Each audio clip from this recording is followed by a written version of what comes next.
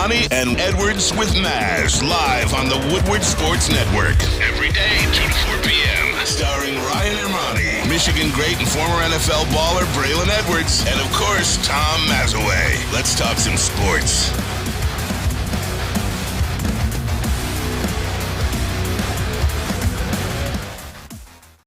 Good afternoon on this beautiful Friday. Welcome to Ermanni and Edwards with Maz. I'm your host, Braylon Edwards. To my left is my co-host and the man right here, Tom Mazawey. Tom, how you doing over there, buddy? I'm good, Bray. Happy Friday, everybody. Another gorgeous day here. So beautiful out in the here. I'm going to Tigers tonight. First game of the year for me. What? You're going to see those bums? Going to see hey, they won yesterday. It's still bums. They may have won, but something happened in that game. I'll let you get to that. Before we get to the Tigers, I want to say what's up to my guys in the booths. JB as well as Fletch. JB, how you doing, man? Oh, I'm doing good, man. As Matt said, it's a beautiful Friday. The sun's 80 degrees, out, man. And I like that shirt you got on, too, man. Appreciate that. I want to show some love to a Michigan icon, Desmond Howard. My favorite number is 21. So today you get Victory 21. My man, Desmond Howard. Fletch, you doing? How are you? Getting better? How's the voice? How's the cough? Talk to me. I'm feeling better. I took some meds. Okay. I'm still very congested, but you know it's pretty outside today. I'll drive with the windows down and get through it. Enjoy the day. All right. You better get through it. You heard what Chad said, man. We got to bring the energy around this place. So I'm Jack, all off Mountain Dew. Tom Mazawey. Oh, man. The more we talk about it. He said he got a win yesterday. They did. But what happened in the game? Because it didn't look like a win if you saw it from my point of view, Tom Mazawey. You're not kidding, man. The Tigers beat the Jays 3-1. They literally could have swept this series, at least taken 2 out of 3. You got to have at least a little hope. They play hard. They don't do the right things all the time. And last night, their highest paid guy next to Miggy, he really made a jackass out of himself. It's Javier Baez. Hits a double, kind of showboats at home plate a little. Probably could have had a triple out of it. So he's standing on second, 1 out. Next guy hits a fly ball, and I was bowling, so I didn't know who was up. But I'm looking up. He hits a fly ball. All of a sudden, he takes off. He doesn't tag up. He thinks there's 2 outs. They double him up at second, and they take him out of the game. And last night, Jason Beck and the rest of the Tiger beat writers caught up with him. Javier Baez says, listen, my mind is everywhere right now. I'm just trying to focus on my hitting, my timing, all this stuff. The only reason I lost count of the outs, it was because I was hitting 6th. I thought I was the 3rd batter in that inning. That's the only reason. A.J. Hinch went on to say, listen, he could have benched other players for base running mistakes this series. He could have. And he addressed those separately. But he said Javi happened to be the runner that made the big mistake where I had to make the move. It's a message to our team that we have to clean things up.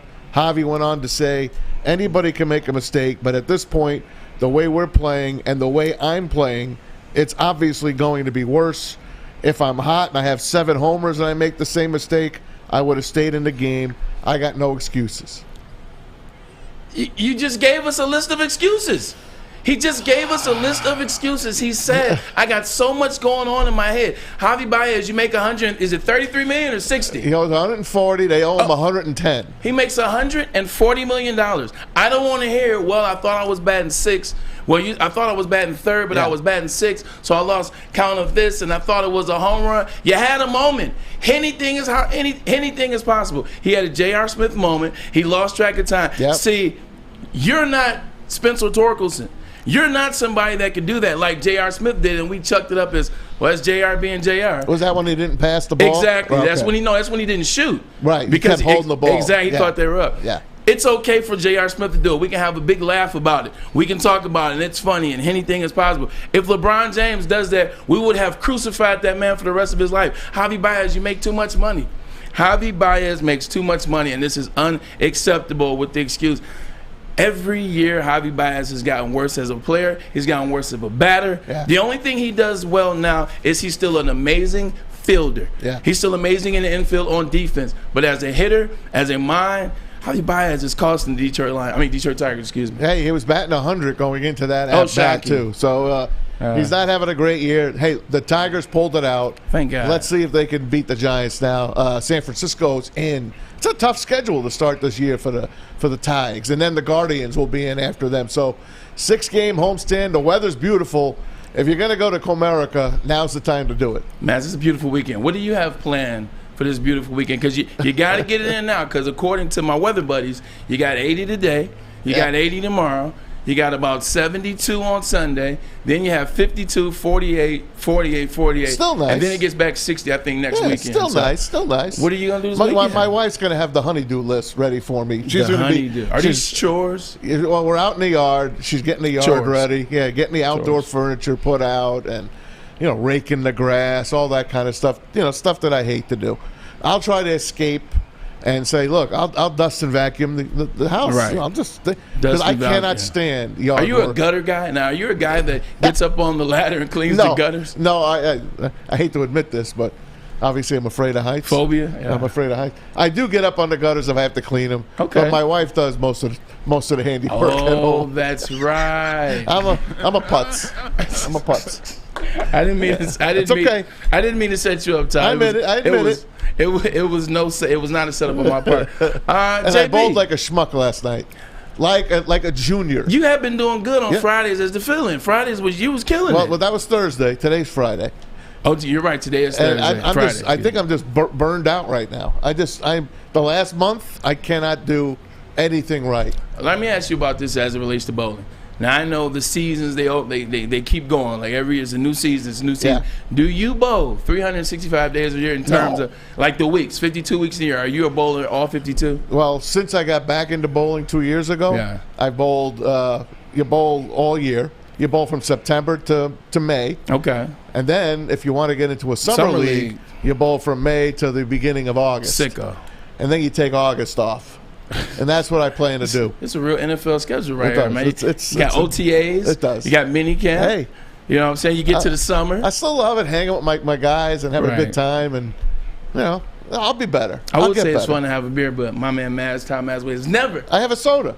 There you go. That's a root beer of sorts. Have a root beer. There you go. Well, what do you got going on, JB, this weekend? Talk to me with the Jordan 23 hat on. I'm still mad we didn't get to that shoe segment because I got sick. You never did that? No, we didn't. We'll bring it back. We might have to bring that back. That's a top 10 next week. We might have to bring that back. All right. No, I think I'm just chilling this weekend. I'm pretty sure my lady has a list of things for me to do around the house. Ooh, you married guys, man. That's been broken or that needs to be fixed or cleaned up somewhere around there. But I do plan on chilling on the couch and, catching some Netflix and hopefully catching up with a bunch of these NBA playoff games we got going on, too. Starts tonight. I'm glad you brought it up. That is exactly where I was going with my weekend. I'm very intrigued about this play-in. The play-in at first just seemed like an excuse to get Flannel Sam's boy in the playoff, LeBron James. It was, he can't make the 8 seed, so let's add 2 more seeds to get LeBron in, and then what do? They win the bubble. But now, man, it's got that NCAA vibe to it. You can really feel people think that they have a chance. That's what's so funny is these teams that are fighting to get in have no chance. No 8 beating a 1. No chance. No. Not at all. But it's so fun watching the play, and so I'm damn excited to watch tonight. You talk about the Bulls, you talk about the Heat, talk about Zach LaVine, you talk about DeMar DeRozan. I'm excited about that. Did you see the interview where they were getting interviewed by Stephen A. Smith on ESPN yesterday, and they talked about Patrick Beverley? They said, man, he does everything exactly like you see him. They said he's aggressive in card playing. He's aggressive when he walks by you. He's aggressive when he's stretching. And they said he even sleeps aggressive. But they say he's a great addition to the team, so I want to see it. I'm sure it is. You know what? It's fun. These teams are playing. Let's face it, tonight's winner gets the Bucks. So they don't have much of a chance. I don't think Miami or Chicago can beat the Milwaukee Bucks. Not this year, not the way these teams are constructed. And then in the West tonight, you got OKC, second youngest team in the league, playing the Timberwolves, who are a pretty good team, but they wound up losing to the Lakers the other night in overtime. So they got to play this extra game, and the winner there gets the Nuggets. It's going to be interesting. I would say this.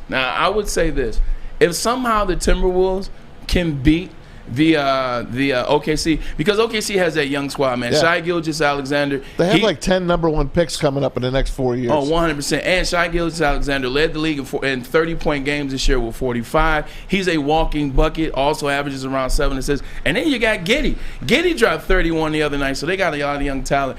If Timberwolves can get by them, they might be able to match up a little bit with Jokic and Denver. They might. Denver hasn't proven that they can do anything in the playoffs. Jokic, he'll do him. Where's Murray in the playoffs? Michael Porter Jr. in the playoffs. Aaron Gordon. You can't trust these guys. So if the Timberwolves can get by, I think they might have a shot. Listen, back in the day, I think the only 8 that beat a 1. Wasn't it Dikembe Mutombo and Denver? It was Dikembe and Denver. And who'd they knock off?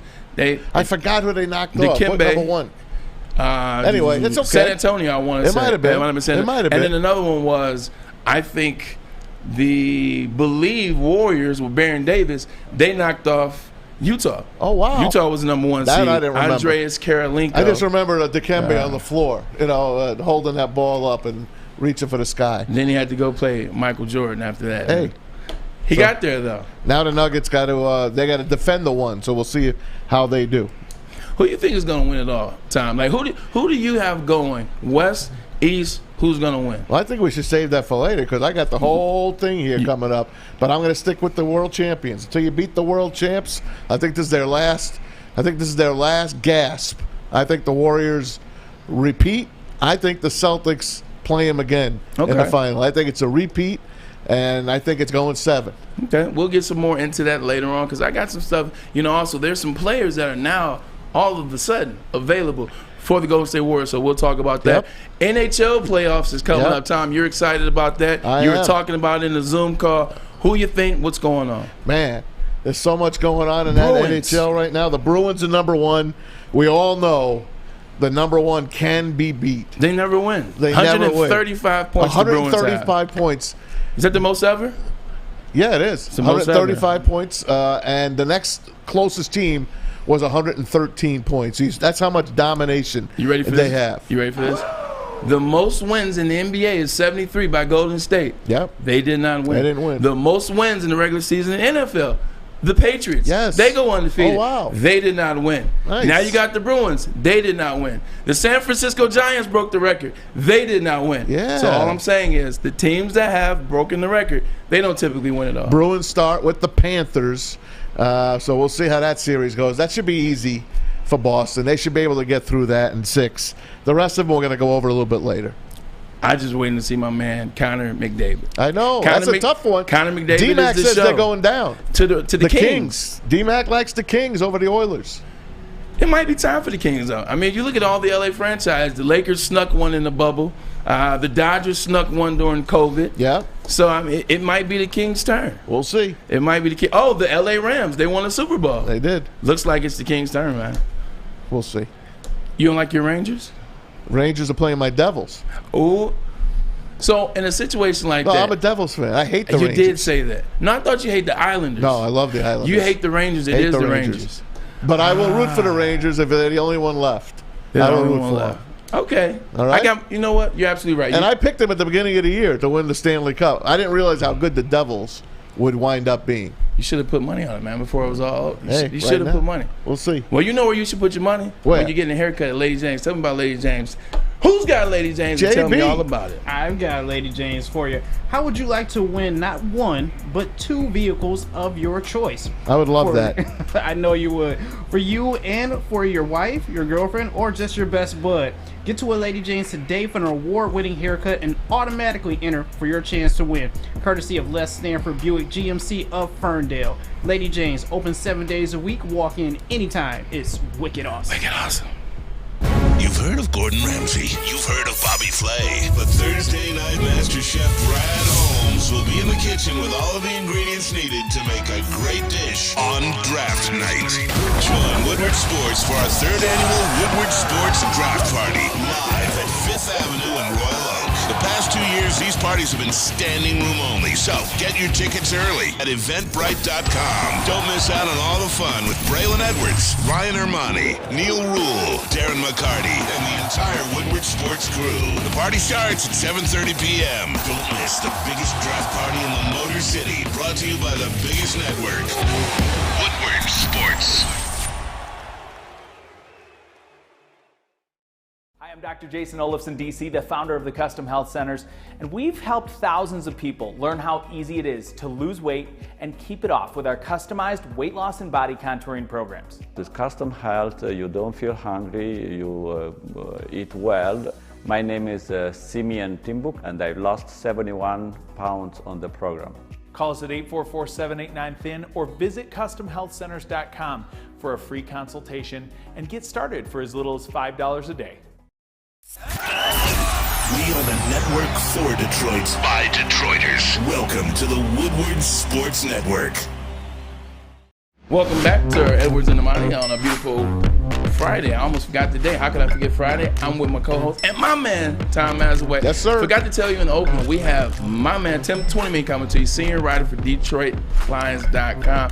He'll be coming to us because we still got Lions questions, man. You know it. A lot of Lions questions. Hey, line those Lion questions up. We'll ask Tim Twentyman whatever you want about that draft. 2:30. So we'll see him in probably into the segment. Next segment we'll see him. Yep. But before we get there, NFL GM power rankings came out. Tom Mazawey, take me a look at this top 7. It seems like the Detroit Lions might have made this list. Yes, this is from around the NFL. Great follow on Twitter. And they put this out. This is their top. Well, I got every single one. Here's the top 10 right now. They start off with Philadelphia Eagles' own Howie Roseman. And you got no problem with that, right, Bray? No, Howie Roseman knows what he's doing. Not at all. You see what he's done. He's been to literally 3 Super Bowls. And was it 3 Super Bowls? He won 1. He's been in 2 Super Bowls, 2 different quarterbacks. He's done it at a high level.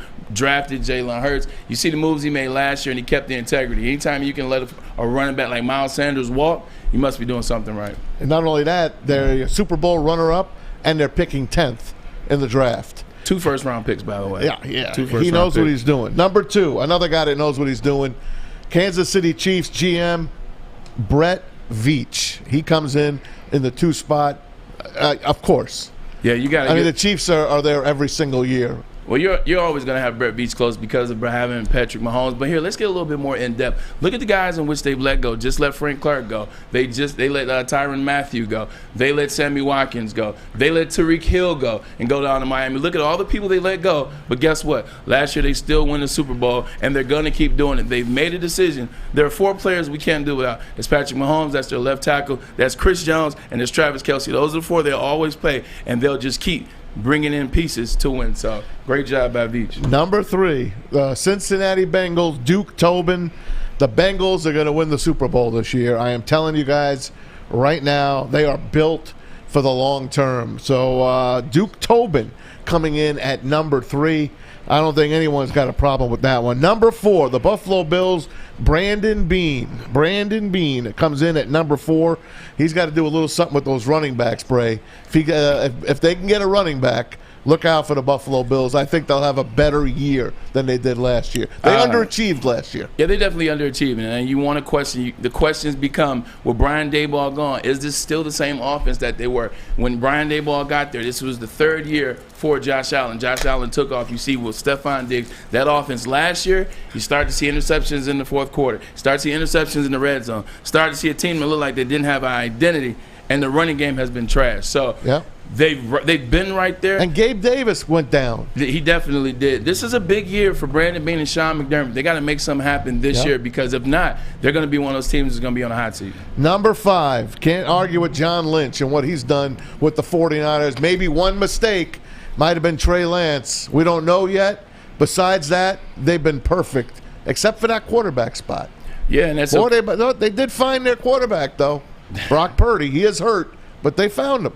Definitely, this is a crazy situation. You look at how well they've played on defense for the past, if I'm being honest, since Patrick Willis, really, since 2011, the 49ers have been a strong defensive team, and it has only gotten better. Last year, they were only in the playoffs. They were only in an NFC championship because of how good that defense was. And like you said, they found Brock Purdy on the other side. When you got players like Brandon Ayuk, Debo, Christian McCaffrey, and George Kittle, your job as a quarterback, Maz, just don't muck it up. Yep. And when you got a guy like Big Trent Williams pulling for you at left tackle, you'll be okay. Sam Darnold there now will take the control, so we'll see how that goes. Just Jimmy don't muck G it went up. to Vegas. That's right. Don't muck it up. I think he's a good spot for that. I think so too, Mavs. I think Sam Darnold has a sneaky season. He might have a comeback player of the year, like a Geno Smith. Look at same page. Go ahead, Mavs. Number 6, Les Snead. F the draft. That's right.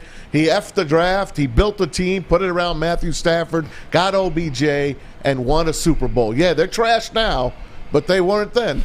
what a difference a year made. Because I guarantee if you're looking at this list, Maz, a year ago when Les Snead comes up there half drunk at the parade and he says, F them picks, you see what we did? We went and got Matt Stafford. They're the king of the world. They're signing everybody back. Let's run him back. What a difference a year made, because they were a poop show last year. Oh. The interesting thing is, how can they fix it? So much money they have and not a lot of room to make it. So they still deserve to be 6, because a year ago they won a chip. Are you ready? They won it all. Number 7, your own Brad Holmes.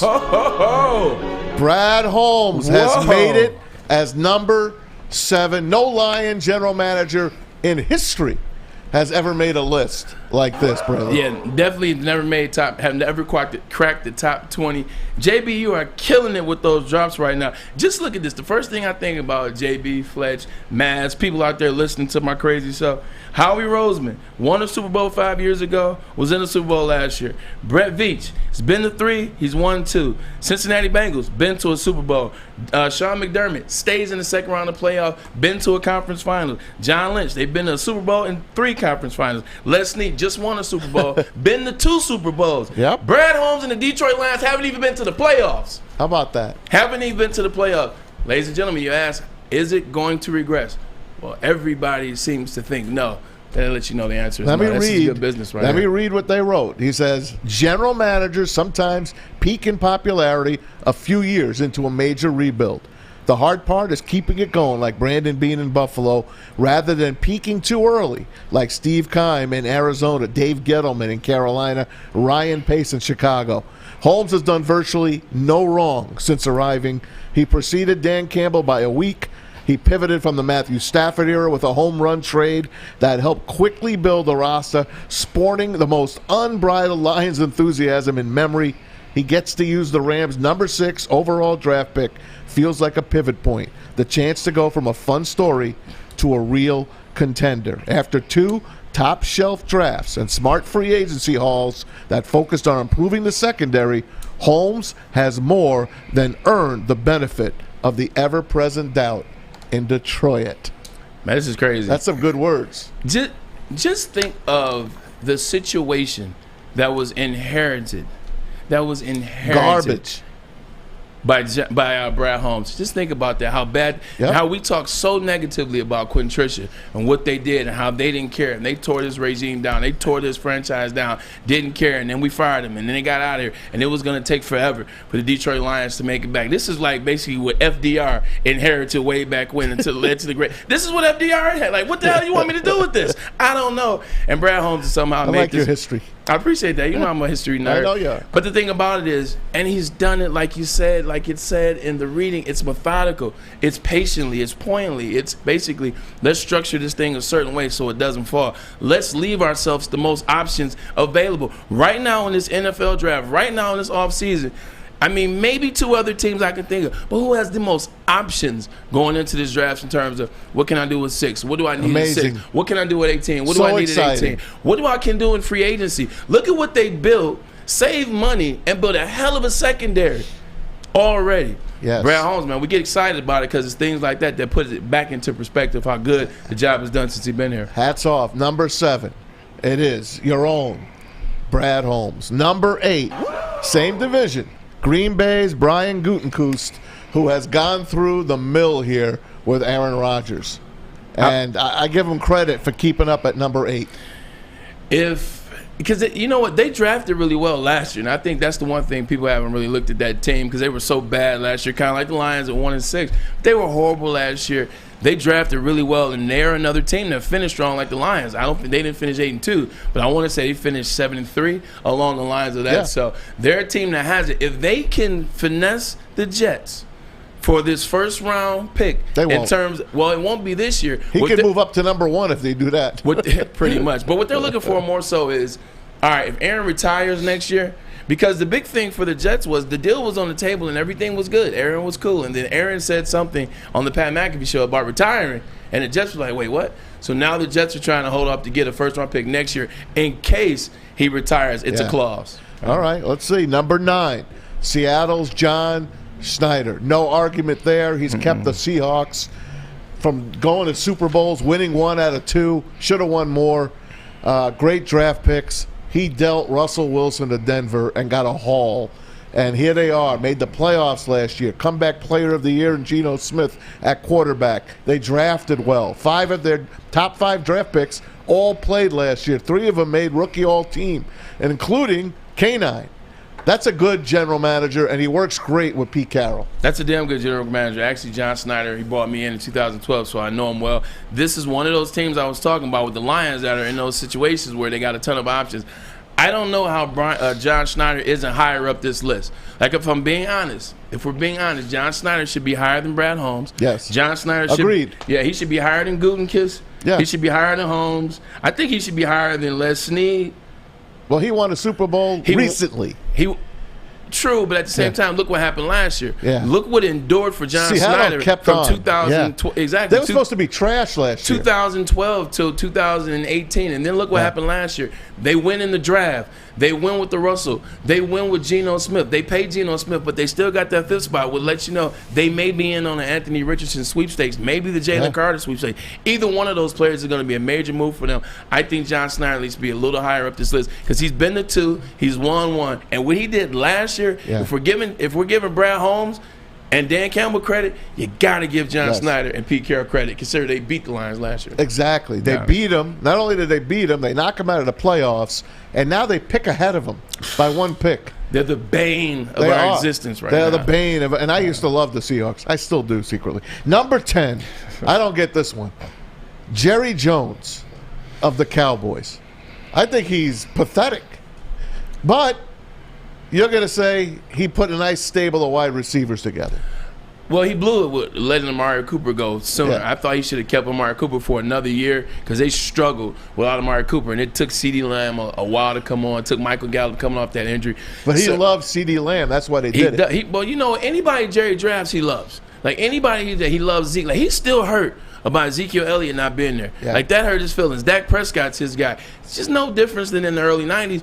To this day, Michael Irvin, anything Michael needs, he'll be there. Yeah. Anything Troy needs, he'll be there. So does that make him a good GM? But he paid Zeke, and now he's basically out of the league. Okay, I will look at, but just look at every name after him. Every name after him is a struggle. And the reason why he's on there at 10, well, somebody didn't want to draft Micah Parsons, but they did. Yeah. You know, CeeDee Lamb has played well for them. Yeah. You get rid of Tony Romo, and you take a 4th-round quarterback and give him 13-3 that year. 11-5 the year after that. 11-5 the year after that. You're a good lawyer. So keep it going. I can't put him higher than in the top 10 because at the end of the day, he's always his own worst enemy. Yeah. But in terms of staying in the top, 3 in the NFC and always having a chance, every year we come on this show, every year they come on ESPN, every year they go on whatever show, and what do they say? We hate to admit, but the Cowboys have a chance. Yeah. The fact that you say that, I see him at number 10. And right behind him at number 11, Bill Belichick. Now, that I don't understand. He should be 30th as a GM. This doesn't say coach. Yeah, you're right. This is just GM. And that's his team. He controls everything in that team. He runs that kitchen. He buys the groceries. And those are his guys. And guys are dying to get the hell out of there. Yeah, and that's what I'm saying. Like, in terms of GM, like head coach, yes. Like, arguably the greatest of all time, Mazawey, Parcells, and I'm fine with that 100%. Even free agency. He's done amazing free agency. He knows the players to pick up, especially when they were in their groove from, what is that, 99 to 2018. But drafting, they suck at wide receiver. They suck at linebacker. Like, they've been horrible at drafting, and especially in the last 5 years, and that's what we're going off. So I don't understand how he's even close to the top 10 on this list. Maybe because his last name. We'll roll down a few now. Tom Telesco from the Chargers comes in at 12. Eric DeCosta for the Ravens. Mickey Loomis from the Saints. Chris Greer from the Dolphins. That rounds out the top 15 in that one. What do you think of any of those guys? Eric DeCosta of the Ravens. Let me throw his name out there. What the hell's going on in Baltimore? It's a disaster. Well, as of right now, you see what's going on with that defense. Defense has been bad the last couple of years, and that's usually their strong point. They signed OBJ for $15 million. He hasn't played in a year and a half. Yeah. Right now, DeCosta, he's looking like an iffy pick. But I got to put a pause on that because Tim Twentyman is on the phone. Yes, sir. Right from DetroitLions.com. So we'll get him in. But first, Maz, Trying to get a tan on? Yeah. Tell them about Chili's. Always trying to look good. 27 locations for chili peppers tanning. So no excuse. There's one right here near your neighborhood, 2 right here on Woodward. Just as a matter of fact, if you join the Pepper Club, they're going to beat all competitors by $5 on unlimited tanning. Plus, you get the cleanest salons in the D. Some That's of that right. Australian gold. The hottest deals, the hottest bulbs, the hottest deals, the darkest tans. They are your vitamin D headquarters. They are chilipepperstanning.com. Can't get enough Woodward Sports content? Head over to woodwardsports.com right now for up-to-date sports articles and great entertainment news. We have the best writers, bloggers, and coverage all at your fingertips. Head to woodwardsports.com right now to experience all Woodward Sports has to offer. Introducing the Planet Fitness Guide to getting that post-workout glow. Step 1. What's your why? More epic energy? Better sleep? Blow off steam? Step 2. Join Planet Fitness for just $10 a month and get moving in our clean and spacious clubs. Step 3. Bask in that post-workout glow. Join Planet Fitness today for just $10 a month. Join today at any of the 50-plus Detroit area locations. The only sports network in Detroit that starts with a W. You know, because we win. Woodward Sports, Detroit's winning sports network. Welcome back to Ermanni and Edwards with Maz. My guy over there. How you feeling, Maz? I'm great, man. Getting into a beautiful Friday. Beautiful Friday. We're talking football, and I cannot wait for the draft. I can't. I'm so excited. So and then excited? next year it's here. Well, I know somebody else is excited for the draft. Tim Twentyman, senior writer for DetroitLions.com. Tim, come on in and talk to us. How you been, Tim? Hey, Tim. Good. How you guys doing?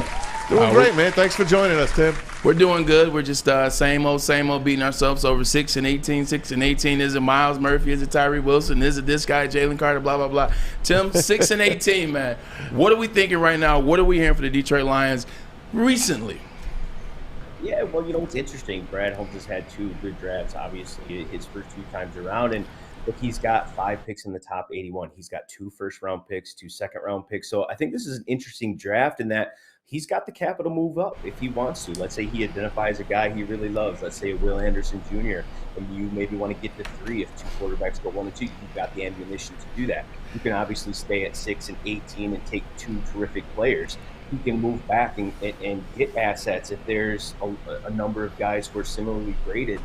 So, you know, I think the night's wide open for Brad Holmes. He can do a lot of different things, and I think that's really going to be the interesting part about Thursday in particular is how that's all going to shape out. Is he going to move up? Is he going to pick at 6 to 18? Is he going to move back?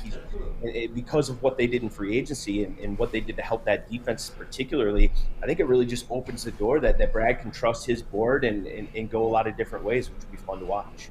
Talking to DetroitLions.com senior writer Tim Twentyman. Tim, yesterday, 100%, yesterday, C.J. Stroud comes into the business. Now people in Detroit, why are they bringing in C.J. Stroud? What's that? He's a quarterback. What does that mean? Talk about what bringing C.J. Stroud in yesterday, because I agree with you 100%. The moves they made in the offseason so far, they put themselves in a situation where you can do a lot at 6. You can go a lot of different directions. Talk about why C.J. Stroud would be coming to Allen Park yesterday.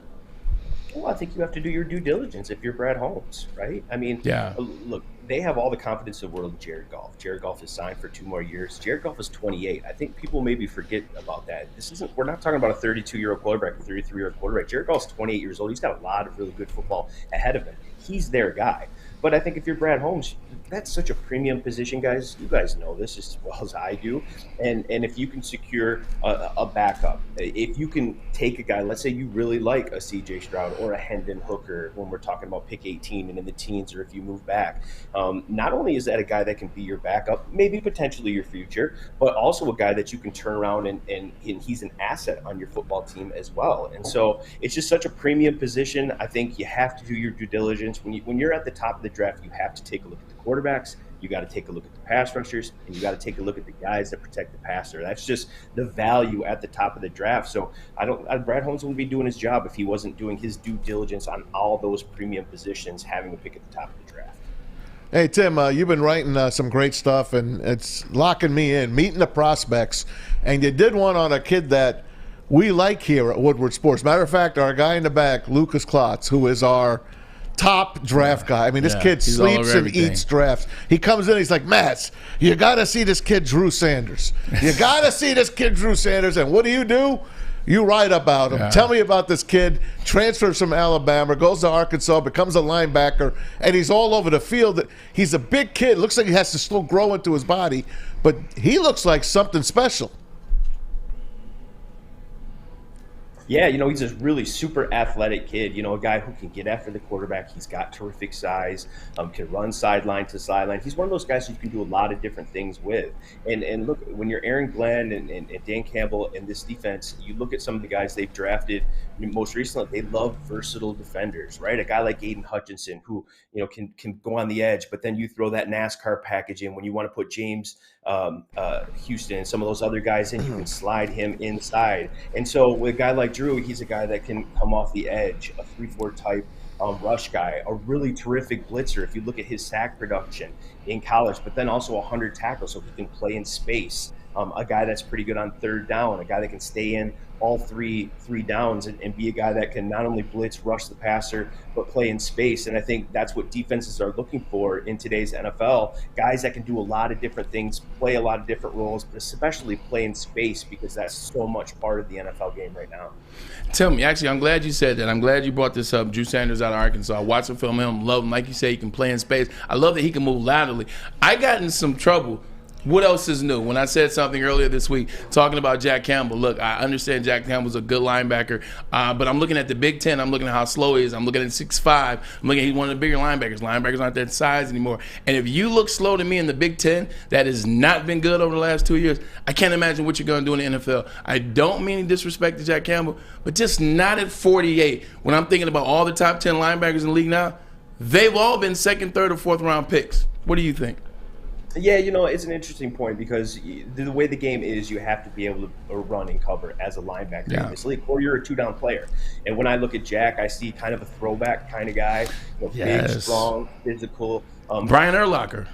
Yeah, plays north and south, not so much east and west. Though I think if you have a guy that has instincts and a guy that can diagnose things ahead of him, who's played a lot of football, who's really smart, and look, that's a smart program there at Iowa. They teach those guys fundamentals, techniques. Well, what does the guard do? That's my key. I fire here, right? And so, you can get away with being maybe a step slower if you're a really intelligent player. You can diagnose things.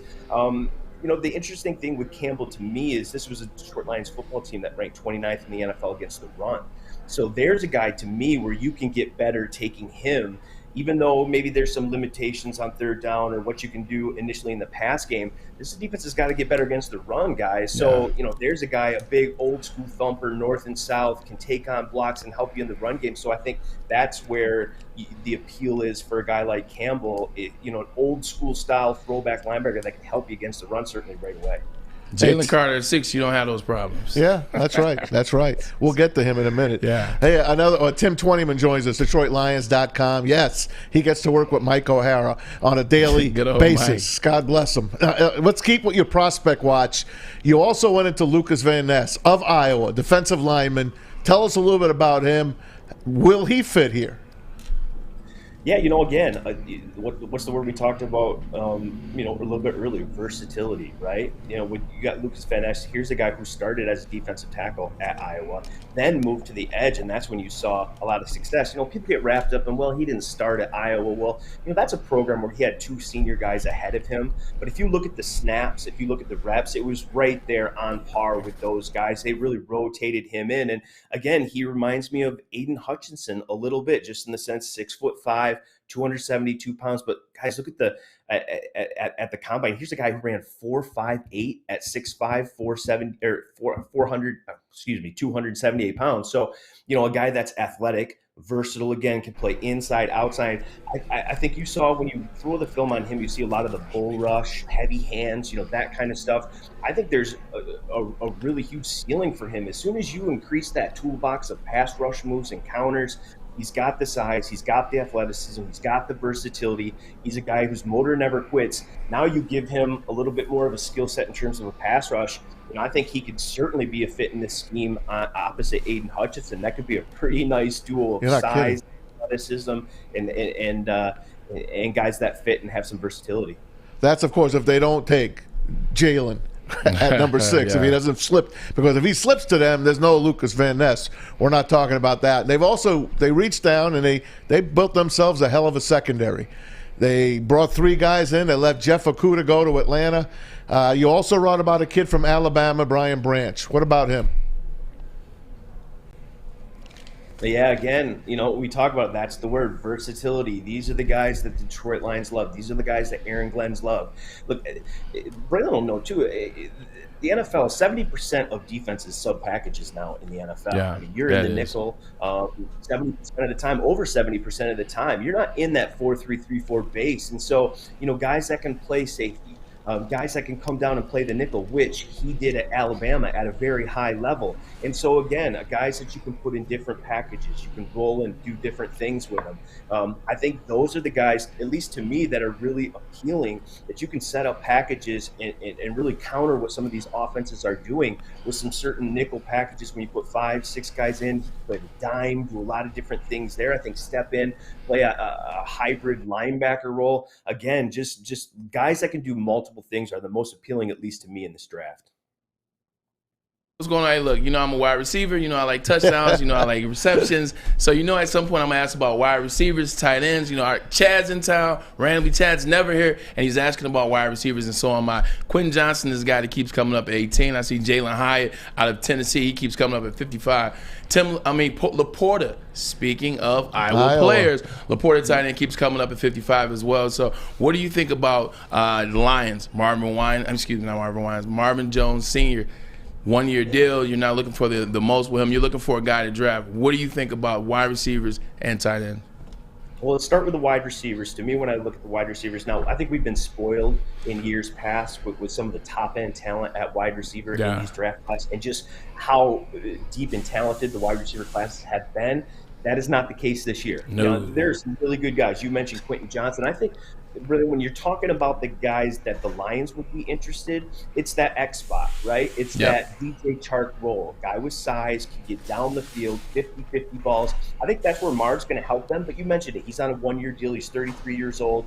So guys like Quentin Johnson, 6'4", over 215, 220 pounds, terrific run after the catch, but guys that can play that X and give you something vertically. Now, obviously, J-Mo is going to mix into that spot too, and we all know he can give you something vertically. But a guy that can, in the intermediate, deep routes, 50-50 ball size, I think that's the one thing maybe they're missing. You've got Amon-Ra St. Brown in the slot, one of the best slot receivers, if not one of the best wide receivers in the league. He's getting there. He's definitely getting there. Yeah, now you just need that guy with some size, 50-50 balls, and I think then you round out your wide receiver class. When we flip over to the tight ends, this is the best tight end class in probably a decade, guys. There are going to be guys in the 3rd round of this draft, Kincaid, that are going to come in, start right away, and be contributors. And so I think at 18, both those 2nd-round picks, I think you're going to be able to find a tight end. There's a ton of them. You just go down the list. I think there's at least 11 guys with a day 2 grade in this draft. And so if you don't like the Mayers or the Kincaids at 18, you can wait till day 2 and get a really, really good one. I'm not worried about tight end. Teams are going to find a lot of really good tight ends in this class. Tim, I'm going to put you on the spot here now. Number 6 and number 18, if the Lions hold serve and pick, who are you taking? Guys, at 6, I think a guy who's going to be there who I really like is Tyree Wilson out of Texas Tech. A guy with size. Maz loves Tyree. He doesn't love Tyree. I won't disrespect Tyree. I just don't know about him. I just hear him. All of a sudden, he's the name. Just like last year when the Jags when they went for Trayvon Walker. I just hear his name, and I don't know. It just gives me the shivers. Yeah, you got to watch the film on him, really, because it's been 2 years of production. It's not like he was a flash in the pan this year. You go back, double-digit tackles for loss each of the last 2 years, 14 sacks combined the last 2 years. Size, 6'6", 270, long arms. When you have Aiden on that side, and Tyree's a guy who's really good against the run too, right? We talked about it a little bit earlier. This team's got to be much better against the run. So now you've got size and length and guys that are tenacious on the outside. And so I like two guys like that. Length, I think the ceiling's really high for him. I just think he's one of those guys that fits this defense with his versatility again. And look, at 18, I know what people say about taking a running back. You don't do it in the first round. I don't care. I think at 6, it's the best defensive player that's on my board. And at 18, it's the best player that's on my board, no matter of position. And I think if Bijan Robinson is there at 18, I do not care. You watch the film on him, 258 carries last year, guys, 104 missed tackles of those carries. I mean, he runs low to the ground. He's the best wide receiver from the running back position I've seen since I've probably been doing this job. He's that good. You can put him in the slot. And then he's just powerful, productive. He was one of the favorite guys I talked to at the combine since I've been doing this since 2009. Really, really smart guy, all about ball. I think it's a luxury pick a little bit, but look, Swift is on the last year of his contract, and so you're going to be looking to the future of that position, someone to pair with David Montgomery. And I think at 18, he's going to have a top 5 grade, and I think teams are just going to say, I can't take that running back. I can't take that running back. And when it clicks to 18, I think he is by far and away going to be the number 1 guy on Brad Holmes' board if he's still there at 18. And so if I trust my board and I'm talking about taking talented football players and the best guys on my draft board, I think Bijan Robinson at 18 fits. I definitely agree with you with Bijan Robinson. Luckily, we saw a mock draft yesterday that had the Tennessee Titans moving up to 6. By the way, that's Chad. Chad said hello. Chad, how you doing, buddy? They had the Detroit Lions swapping from 6 to 12. Tennessee swapping picks, and if they're at 12, please believe they will be taking Bijan Robinson at 12. I agree with you on Bijan Robinson and worth at 18. Only thing I'll disagree with Tim Twentyman on. If that 6 Jalen Carter's there and Tyree Wilson is there and they draft Tyree Wilson, no, I won't be here for it. I will not be here for it. I think Tyree Wilson, I think he gets you an extra playoff win. I think Jalen Carter gets you to the Super Bowl. No, and I agree. And look, it's the biggest position of need too, right, guys? I mean, going into the draft, they've got to add some talent and depth to that defensive tackle position. But to me, the off-the-field stuff is one thing. With Brad and his team and those guys, they're going to vet that. But the thing that concerns me, and I think it might concern a head coach like Dan Campbell or a guy like Brad, is this guy all about ball? Because you look at the guys that they draft, you look at the guys that they re-sign, you look at the guys that they move on from, the guys that are here are all about ball. And that's just a Dan Campbell prerequisite. So, look, if they feel good about that, look, the player I love, he plays 30 pounds lighter than he is, and he's a big physical guy. He's got a great first step. He will help you. But is he all about ball?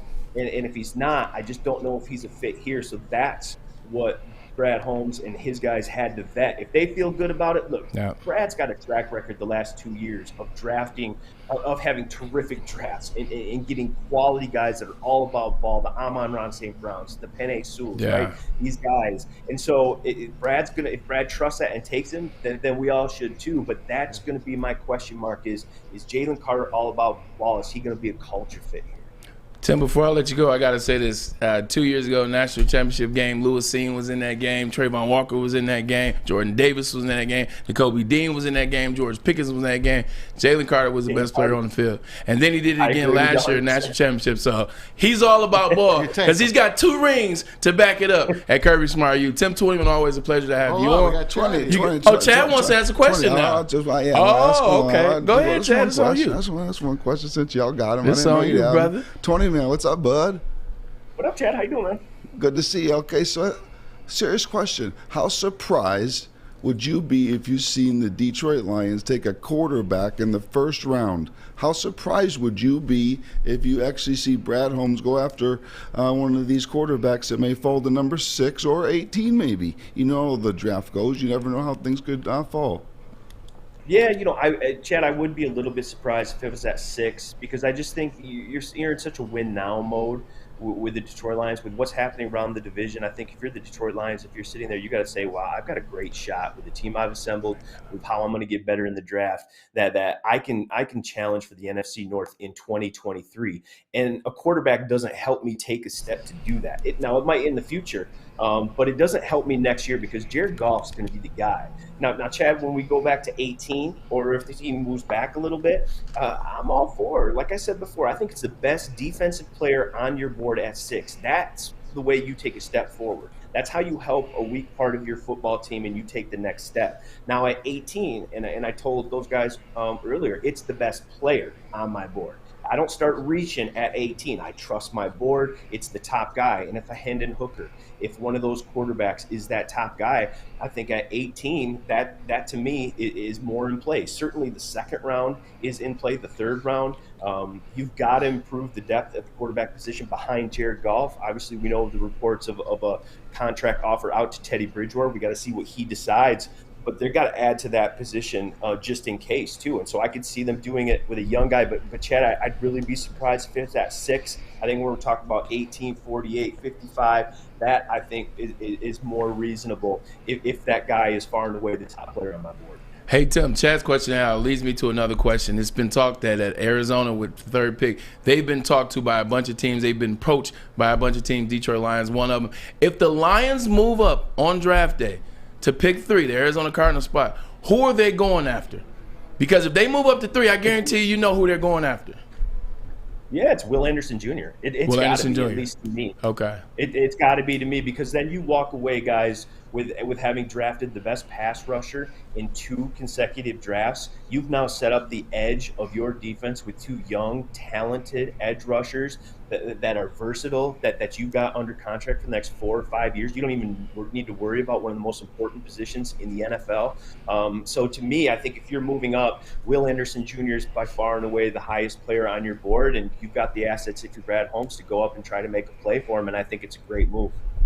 You heard it from Tim Twentyman, Detroit Lions.com. I'm not trading anything. I'm just taking Carter at 6 and calling it a day. It was just a question. Like I want to know, like, if they're moving up, what was the pick they're thinking about? Or ask 20 men, what if they move back and they don't take the 6th pick? What if they give up the 6th pick and they, pick up more draft picks and maybe go to 10, DB 18, and whatever? They move back as a DB.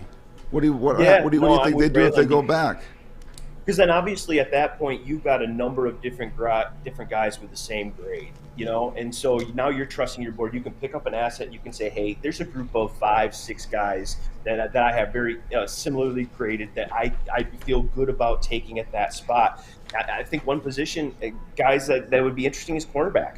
You look at what they did in free agency. They did get C.J. Gardner-Johnson on a 1-year deal. They did get Emmanuel Mosley on a 1-year deal. They did re-sign Will Harris on a 1-year deal. They traded away Jeff Okudah, right? So really, after next year, you've got Jerry Jacobs and Cam Sutton under contract. So I think if they move back, and maybe even at 6, if the grade determine, if one of those corners is by far and away the best guy. But I think if you move back, that's certainly more in play with one of those top 3 guys, Christian Rodriguez, Devin Witherspoon, or Jory Porter Jr. I think it's certainly in play for one of those top cornerbacks there if you move back a little bit, because that is, even though you've got it under wraps for this year, it's going to be a need in the future because a lot of those guys are on 1-year deals. Any more questions? I'm going to have to put the man on the payroll. Tim Twentyman, it's been a pleasure and an honor as always. Appreciate your insight. We'll see you soon. Thanks, Tim. All right, guys. Have a good one. See you later, Chad. Take care, bud. Appreciate you guys, man. Hey, look, we're way over, so I got to get my man Fletch back on track. So, Maz, tell me about Guardian Alarm. Go ahead. Or JB, tell me about Stay out, Somebody baby. tell me about Guardian Alarm. It's customized solutions from real experts. Their professional technicians take the time to recommend security and automation solutions specific to your needs. With 24/7 professional monitoring, you can call at any time, day or night, and know that a Guardian team member will stay on the phone as long as needed. Your safety and security deserves technology that's been proven to work by people who are proven to care. Call this number right here, 1-800. Stay out. One more time, 1-800. Stay out. And let them know Woodward Sports sent you. The Sports Marketing Agency would not be who we are without great community partners like Higuera Health and Carol Zuniga. It's an awesome opportunity to partner with your organization. Higuera Health is a comprehensive behavioral health organization. We serve children through older adults with mental health, substance use, and developmental disabilities across Western Wayne counties, and really excited to now be in downriver communities as well. Give us a call at 734-458-4601. You have an opinion? Make sure it's seen and heard. Corner, jumper, tweet us, hop on the YouTube chat, slide in the DMS at Woodward Sports on all social media. Hey, it's Maz for Big Boy, and it's back. Guess what's back?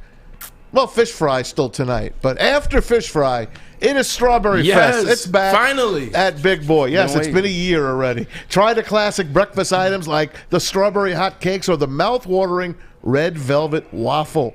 If you're not feeling breakfast, try the strawberry bacon chicken wrap or cool off with the refreshing summer splash salad. Don't forget to grab dessert, their berry delicious classic strawberry pie or the deep fried vanilla Oreos, or you could go with the strawberry hot fudge cake and more at your local Big Boy. Welcome back to Ermanni and Edwards with Maz. Almost the second hour. Nothing like your boss looking over your back, listening to what questions you're gonna ask. Not get you nervous at all. Let's dive a little bit. You know, we got 5 minutes. We'll break this segment, but let's react into what we heard from Tim. The big thing is good stuff. I'm glad that he felt like I did in terms of the Jack Campbell situation. You look at Sanders out of Arkansas, different type of linebackers. You're able to see what he does in the SEC. These are going to be the players that are being in the NFL. These are the offensive players that are going in the NFL, and he's competing against them now in Arkansas. He can tackle in space. He can check tight ends as well as wide receivers. So that's kind of where I was going with the Jack Campbell. So excited that he thought that, but you heard him, man. He said at 6, he thinks Tyree Wilson over Jalen Carter and Will Anderson. Well, I hope not, but we'll see. Well, again, what the hell do I know? What do any of us know? We don't know. Brad Holmes knows. So whatever he picks, I'm going to be happy with. That's it. But when it comes down to these linebackers, my man Lucas in the back has got me hooked on this Drew Sanders kid. Comes over from Alabama. He was a DB. Comes over, becomes a linebacker, leads the SEC in tackles. He's a skinny guy. He's like almost 6'5". And he was saying they don't make linebackers like that anymore. Look at Malcolm Rodriguez. He's the opposite of that. He's like a little freight train, a little bowling ball. Zach Thomas, exactly. But I don't know. I'm loving what this kid is bringing. If you guys get a chance, go to DetroitLions.com. Check out Tim Twentyman. He breaks down. There's at least 5 guys that he breaks down, prospects. I told you about him. One was Lucas Van Ness. But this kid, Drew Sanders, check him out, guys, and let me know what you think. I think he's going to be he'd be a guy that, remember when Dan Campbell's like, this is a guy, my kind of guy. Oozes what he likes. Oozes what he likes. So I think it could be this Drew Sanders kid. So, Lucas, thanks for turning me on to him. Yeah, 100%. On defense nowadays, you look at the players that are really good, the Micah Parsons, the Hassan Reddick. I mean, even look at Aiden Hutchinson. These players play multiple positions. Aiden Hutchinson was all-state tight end. You look at Hassan Reddick. Hassan Reddick played linebacker, moved into D end, played running back as well. So I think the key for these, you look at players like this, it's the versatility. And that's another word that Tim Twentyman hit on. He said the versatility of these players is what attracts you to a Lucas Van Ness, what attracts you to a Drew Sanders, and what attracts you to a Brian Branch. That guy can play. Have you really gotten in on Tyree Wilson yet? Have you? Because I haven't, and yes, I'll answer the chat. No, I really have not gotten to watch him. When I say I don't just look at the tape, it's guys that I watch in a game, a complete game. Because when you watch a tape, what do you see, Braylon? Just the best things. You don't see the whole body of work. This is true. I just want to know what you think of him. This is true, and I understand. You can look at a guy like Tyree Wilson and look at his stats and see 7 sacks. Like Ryan's like 7 sacks. Did he play the whole season? And that's cause for concern. But I think it's some of the freaky things that you see within the play. It's being on the outside, extending the hands, and then push and then pull. Being able to use the hands on the outside, being able to get false moves and get inside. Then to be able to go inside and play on the inside, defensive line interior as well. I just think he does some freaky things that NFL scouts, NFL coaches, GMs, they can see and they say, oh, man. So I see that, but I'm not taking that versus what I've seen. 2 consecutive national championship games with Jalen Carter. You got me sold on that guy. The highest level. You've seen 2 national championships. Yeah, you watch a lot of Alabama. That's why you learn these players. You do. And it sucks for players like Tyree Wilson out of Texas. Who's watching Texas Tech? That's the only game that was on when I was driving back. So that's how I was able to see him in that game. But coming back, man, we'll talk. What do you want to get into when we get back? I want to talk about there have been NFL executives that are comparing the quarterbacks coming out of this draft to the quarterbacks that are in the NFL. So quarterback comparisons. Who do you think each guy reminds these NFL execs of? We're going to tell you about it. I'm going to break all that down. But first, JB, tell us about Custom Health. Not a problem. Hey, are you feeling tired? depressed, yes, unmotivated, low sex 100%. drive, Yes. muscle loss, No, not belly that. fat. Testosterone optimization therapy is a safe and effective way to restore your vitality, confidence, performance, and reduce heart disease. Visit CustomHealthCenters.com today or give them a call at 877-965-0910. Once again, that is CustomHealthCenters.com. Saturdays at 1 p.m. Make sure you're watching WoodwardSports.com for our new show, Chompin' Puck. He shoots! He scores! With four-time Stanley Cup champion Darren McCarty and Michael Gentry, Chompin' Puck is taking the Detroit hockey community and giving them a voice. Pros to Joes. You'll get the best Detroit hockey coverage around. Chompin' Puck. Saturdays 1 p.m. on WoodwardSports.com. You don't have to go to the beach, man. You don't have to get your butt crack full of sand. You just need a little chili peppers, man, to get that glowing beach chili peppers tan. Join the Pepper Club for all the best deals in town. Plus, they will beat all competitors by $5. ChiliPeppersTanning.com. Hottest bulbs, hottest deals, darkest tans. Your vitamin D headquarters. You just need a little chili peppers, man. Woodward Avenue, the first paved road in America. Woodward Sports, the first sports network born in Detroit and made for Detroit. Guys, make sure you subscribe to our YouTube channel. If you can't watch it live, download our podcast and leave a 5-star review if you can, or clown emojis, whatever you want. Available everywhere you listen to podcasts. Go to woodwardsports.com for all the latest news, articles, updates, show clips, and some new merchandise. There's some great Tigers gear out there. I saw some other stuff out there today that Gabby was wearing on the website. So come on and check it out, woodwardsports.com. My kids insist on ordering something probably every other week. My girls wear more Woodward Sports stuff than I do. Chad on the dope shirt today. I saw that. Yeah, The Chad, that's shirt a nice Chad, one. It's like a long sleeve T-shirt with a hood. little hoodie. Yeah, It's I like, like it's it. like the little clean spring hoodie. Exactly. You know I love my hoodies. I know you do. But when it gets spring and summer, I can't. No, you wear gotta go them big- light. Exactly, man. I'm gonna be up here on the show. Your AC. sweating. You need your AC. I need my AC. It's not on right now currently, I know. man. So it's all good though. I'm okay. gonna try to do a segment without it. Hey, let's talk some quarterback comparisons. I saw that, man. You ready for this? Let me ask this question, man. Yeah. And I'm gonna debunk this myth. Why is it whenever they do quarterback comparison, why do quarterbacks gotta look like each other? I thought the same thing. Why do they all if it's a white quarterback, you gotta compare it to a white quarterback? I can't wait to see these so I can hear. Yeah, because I hear you when I'm reading these things. I'm hearing your voice telling me about exactly. it. The first one, obviously, Anthony Richardson. Who's he? He's Cam Newton. Of course, he's Cam Newton. Start at the top. Just start at the top. We're gonna ease our way into that one. Okay, Bryce Young. He's short. Oh, so he's short. He's automatically Drew Brees. He's automatically Russell Wilson. He's automatically one of those guys. The only problem with this man, he is comparable to Drew Brees. The only difference is he's a little faster than Drew Brees, and his arm is a little stronger, a lot stronger than Drew Brees. But he is that same type of quarterback, methodical. He's a strategist. When he's in that pocket, man, he's like no other. And he's a coach's dream to be the quarterback. So he's much like Drew Brees, bigger arm, a little faster. If he was 3 inches taller, he'd be he'd be Trevor Lawrence, right? Because they would say there was no one else was going to pick besides Trevor Lawrence. If Bryce Young was 6'4", this would be the number one prospect at quarterback probably since Andrew Luck. Wow. Because Andrew Luck is the last guy, like the last anomaly. You don't think Trevor Lawrence was? He will be. Yeah. But it was no questions about Andrew Luck. Trevor Lawrence is I see it, but maybe Andrew Luck, there was no questions. We knew he was going to be what he was. And I think if he's 6'4", they'll say the same thing about Bryce Young. So yes, Drew's a good one. And now who are we on next? Well, we got Jeremy Fowler is the ESPN writer that's putting these together. Next guy up is C.J. Stroud. Who does C.J. Stroud remind you of? Mac Jones.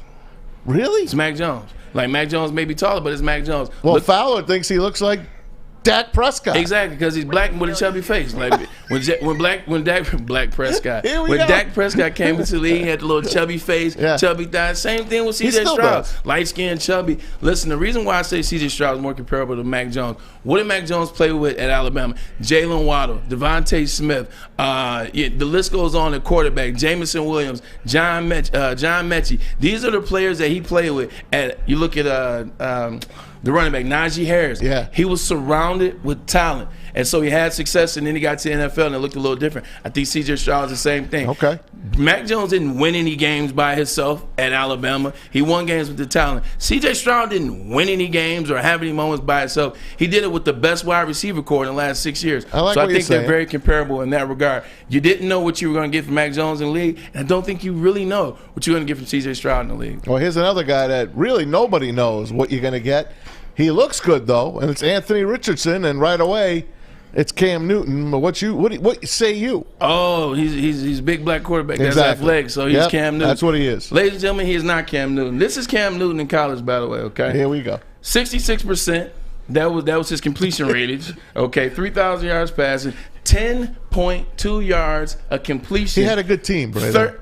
You can't even name anybody that was on that offense. They won the championship. But that doesn't mean their offense was good. Florida sucks. Michigan's offense was good. Michigan won the national championship. That offense was okay. That defense was amazing. All right. Led by Charles Woodson. I'm just saying. Nick Fairley was on that defense. That defense was damn good, but the offense wasn't. 30 touchdowns, 7 interceptions. He was the best quarterback in college football history almost. You can make a comparison for that. Anthony Richardson was not. So don't compare this man to Cam Newton. You cannot. Well, we're comparing him because of the skill set he has. He's a big man. He runs. He's got a cannon for an arm, and he's very athletic. That joker couldn't hit water if he fell out of a boat. You don't know that Cam Newton could hit water falling out of a boat in college. Cam Newton was on point with his throws his last year at Auburn. Don't compare him to that. Fine. I'm not going for it. All right, here we go. You comparing him to Drew Stanton. I like this one now. I'm a Matthew Stafford fan, as you know. Yes.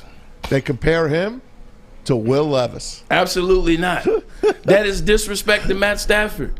You don't know that yet. I do know that. Matt Stafford at Georgia, we knew he was going to be worthy of a #1 pick. Like, to this day, I still think runner-up he was in the worthy. national championship. I still think he was worthy of the #1 pick out of Georgia. You saw what he did. Yeah. Each year he got better. 1750, 6.8, 7 touchdowns, 13 interceptions. His sophomore year, 25, 23, 7.3. You don't got to sell me on Stafford. Like, it's not even close. Will Levis is not the same player in college that Matt Stafford was. So, loud on that. You know who I will say he's comparable to? Brady Quinn.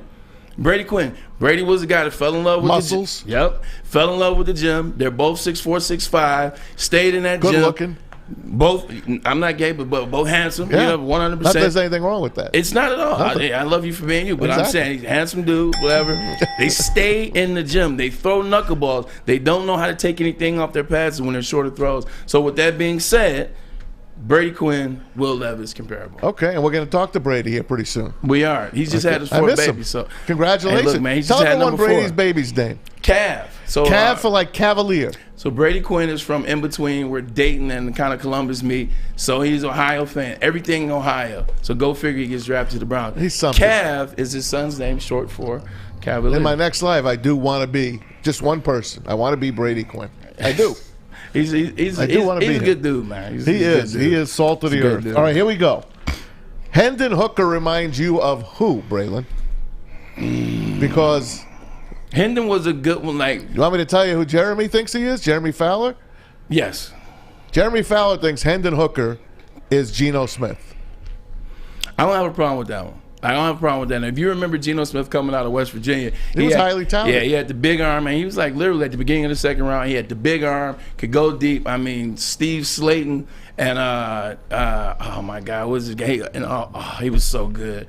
It'll come back to me. Yeah, but those guys killed downfield, big ball, but stays in the pocket, can manage from the pocket. Quarterbacks that can run, but they're not looking to run. They're looking to get the ball down the field, and they'll move if they have to. So that's a good comparison. Okay, your guy, and I think you've spoken about this guy. You and Sam Flannel, I think you like. DTR from UCLA. Yeah, I like him. They're comparing Robinson to Tyrod Taylor. That's an interesting one. I like more of Ryan Tannehill. like running quarterbacks. Like these guys are guys that get out, try to use their arm. They like to throw on the run. DTR's a guy that likes to throw on the run. Ryan Tannehill's a guy that likes to throw on the run. I see both of those, but I don't have a problem necessarily with Tyrod Taylor. I don't have a problem with that comparison. Someone threw out Pat White, by the way. Was that you? That's who you were thinking, maybe. Yeah, Pat White's the quarterback. Right. But Pat White was the quarterback that came before Geno Smith. I was thinking of who Geno Smith was. Well, maybe he think Hooker was Pat White. Oh, Hooker was Pat White? Yeah. Pat White was more the athlete. Like Pat White was more use his feet kind of. Hooker would be a first-round pick, slam dunk, if he didn't blow out his knee. Yeah, if Hooker didn't blow his knee out, we wouldn't be talking about levels of Anthony Richardson so high. Right. Because he would be slated at the number 3. He might be number 1. He won a lot of games for Tennessee. I mean, you win awards, you win things, they make you a higher pick. Hendon Hooker wins the Heisman. Hendon Hooker somehow gets to the national championship game. I can see him being number 1 right now because he, unlike Bryce Young, he's over 6'4". All right, here we go. The troublemaker out of Georgia, Stetson Bennett. You saw what we showed you his video last week. He wasn't too kind to the police who arrested him for drunk and disorderly. Yeah. Well, they're comparing him to Case Keenum. Yeah. No, I'm comparing him to Baker Mayfield because he's already drunk and disorderly, and he's gonna be out the league. Hey, it's Baker's birthday today. He's gonna be out the league. Happy birthday, Baker! You always Happy find a way to get Baker Mayfield in here. How old is he turning? I don't know. He's 21. Yeah. Freaking juvenile. Hey, can I tell you? But no, I don't think he's a Baker Mayfield. I was like Doug Flutie. Like a wiry short guy, man. Like Doug Flutie played baseball, Stetson Bennett before. Do you see Stetson Bennett in the NFL as a backup quarterback? No, I don't. You don't? No. Like, we're legitimately arguing over a guy in Bryce Young who has won the Heisman, finished finalist in the Heisman, won a national championship, although Bennett has to. All that stuff he's done, we're asking, can he play in the NFL because he's under 6 feet? Meanwhile, Stetson Bennett's even smaller than Bryce Young. So the answer is no. Okay, how about Max Duggan? Do you like him at a TCU? Teach me how to Dougie. You like him? He's like Drew Stanton. Well, they think he's like Taysom Hill, who for some reason... That's not a compliment. Who for some reason is getting paid for I don't know what the hell for. He's got like naked pictures of the owner. He has to. He's got like naked pictures of the owner, and they're like, hey, he's like, hey, I still have that in this file. That's not a compliment. Taysom Hill, he's a linebacker, running back, he's a punter. Like, he's like an old school Iron Man, Sid Luckman. Are you ready for the worst comparison ever? None of these are the worst. If I'm Aiden O'Connell, I just want to fall off the earth because they compared him to Nathan Peterman. This poor bastard, Aiden O'Connell out of Purdue, they compare him to one of the worst quarterbacks ever in Nathan Peterman. If Mr. 5 picks himself. If Aiden O'Connell, like if I was Aiden O'Connell, and I'm looking at that ring, that would make you do one of two things. Either you're going to bust your ass to try to prove it's not true, or I'm instantly using Purdue to get a job at a hedge fund. Like, I'm like, you know what, it's over. Like, if they're going to compare me to Nathan Peterman, they don't think very highly of me. Hey, someone wrote Stetson Bennett is Johnny Football. Nah, Johnny Manziel. Listen, let me tell you about this. Johnny Manziel Did he blow it? He was like that. Like, no, because I don't think he was an NFL quarterback, but I think he was amazing college talent. Like, don't forget. Is he Baker? Hell no. He was like, he beat Alabama, just him and Mike Evans. I know. Like, that team wasn't good. It was him and Mike Evans. They beat Georgia. Beat Alabama. And this is Alabama when Alabama was unbeatable. He's way better than Stetson Bennett. Stetson Bennett, you mean people we named and gone in the first round? Hey, we got to take a break, but I have some more comparisons for you, and there's a couple of good ones in here. Stetson Bennett, Johnny. People don't realize how good Johnny Manziel was because he's such a D-bag and the whole other stuff. Johnny football was cold. Yeah. Johnny football was cold. He made himself some money. He did. Well, could have made a lot more. But if you have money, you know what you can buy? What? You can buy some meat from Fairway. Tell us about Fairway Packing over there, JB. Yeah, head over to Fairway Packing if you're looking to find a way to elevate dinner tonight. Choose Fairway Packing Company. Family owned and operated since 1956. Try their burrata blend burgers, award-winning chop house steaks, or impress your friends with that dry-aged Wagyu tomahawk steak. See why top chefs in the country choose Fairway. Visit their steak shop in Grosse Pointe Woods or order online to ship anywhere. Visit fairwaypacking.com for more details. It's Fairway Packing Company. Source, cut, age, pack to perfection. I'm Love Woodward Sports? Love wearing clothes? Then you should be wearing Woodward Sports clothes. Check out our full line of merch at woodwardsports.com. Just click on Shop. We have all your favorite designs, like Dan Campbell kneecaps, Woodward Golf, and of course, our own logoed out merchandise. Men, women, infants, kids all love Woodward Sports. Impress your friends. Impress your boss. Impress your dog. Buy Woodward Sports merch today.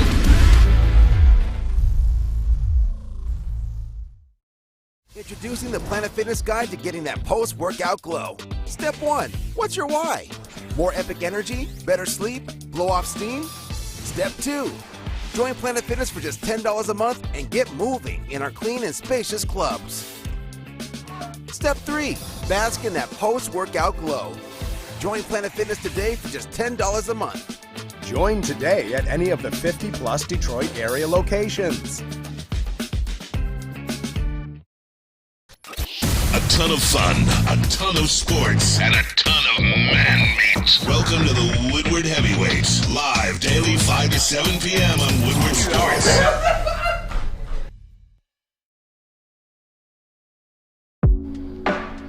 And we're back.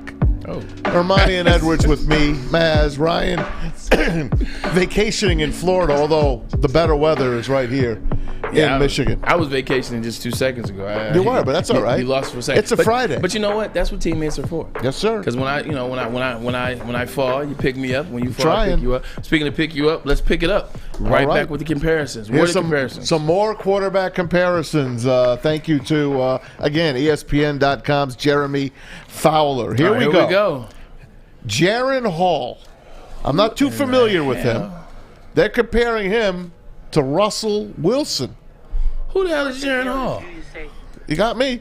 You got me. You want to put it up here? Oh, I'm just telling you. I don't know who the hell Jaron Hall is. My God. It looks so unprofessional. Well, I'm sorry. I probably shouldn't have done that. Jake Hayner. They compare him to Brock Purdy. Jake Hayner visited the Lions. He is from what's that school out west? Wayne State. No, out west. Damn it. USC. Shucks. Anyway, Oregon State. Forget those two. Washington State. Here's one for you. Here's another Lucas Klotz pick. Hey man, Clayton Tune. I like Clayton Tune. They compare him to Taylor Heineke. Clayton Tune's like 6'6". He's like 6'5". I'm just telling you. They compare him to Taylor Heineke. Taylor Heineke. Taylor Heineke's got moxie. Yeah, that's about all I go with Taylor Heineke. But Clayton Tune's he's a little slower side, athletic, has a big arm. Definitely has a big arm. And he's beat USC 3 out of 4 times. Like, he has the knack to beat the big school. And this is still when your boy was out there. So I like Clayton Tune, but I don't like him anywhere past. I would take a chance on him in the 5th round. Okay. I'd take a chance. Fair enough. I'd take a chance on him in the 5th round. But I like Clayton Tune too. And the last to the tune of 5th round. Last one out of Stanford is Tanner McKee. Yeah. Tanner McKee is going to be another one that was insulted because they compare him to Josh Rosen.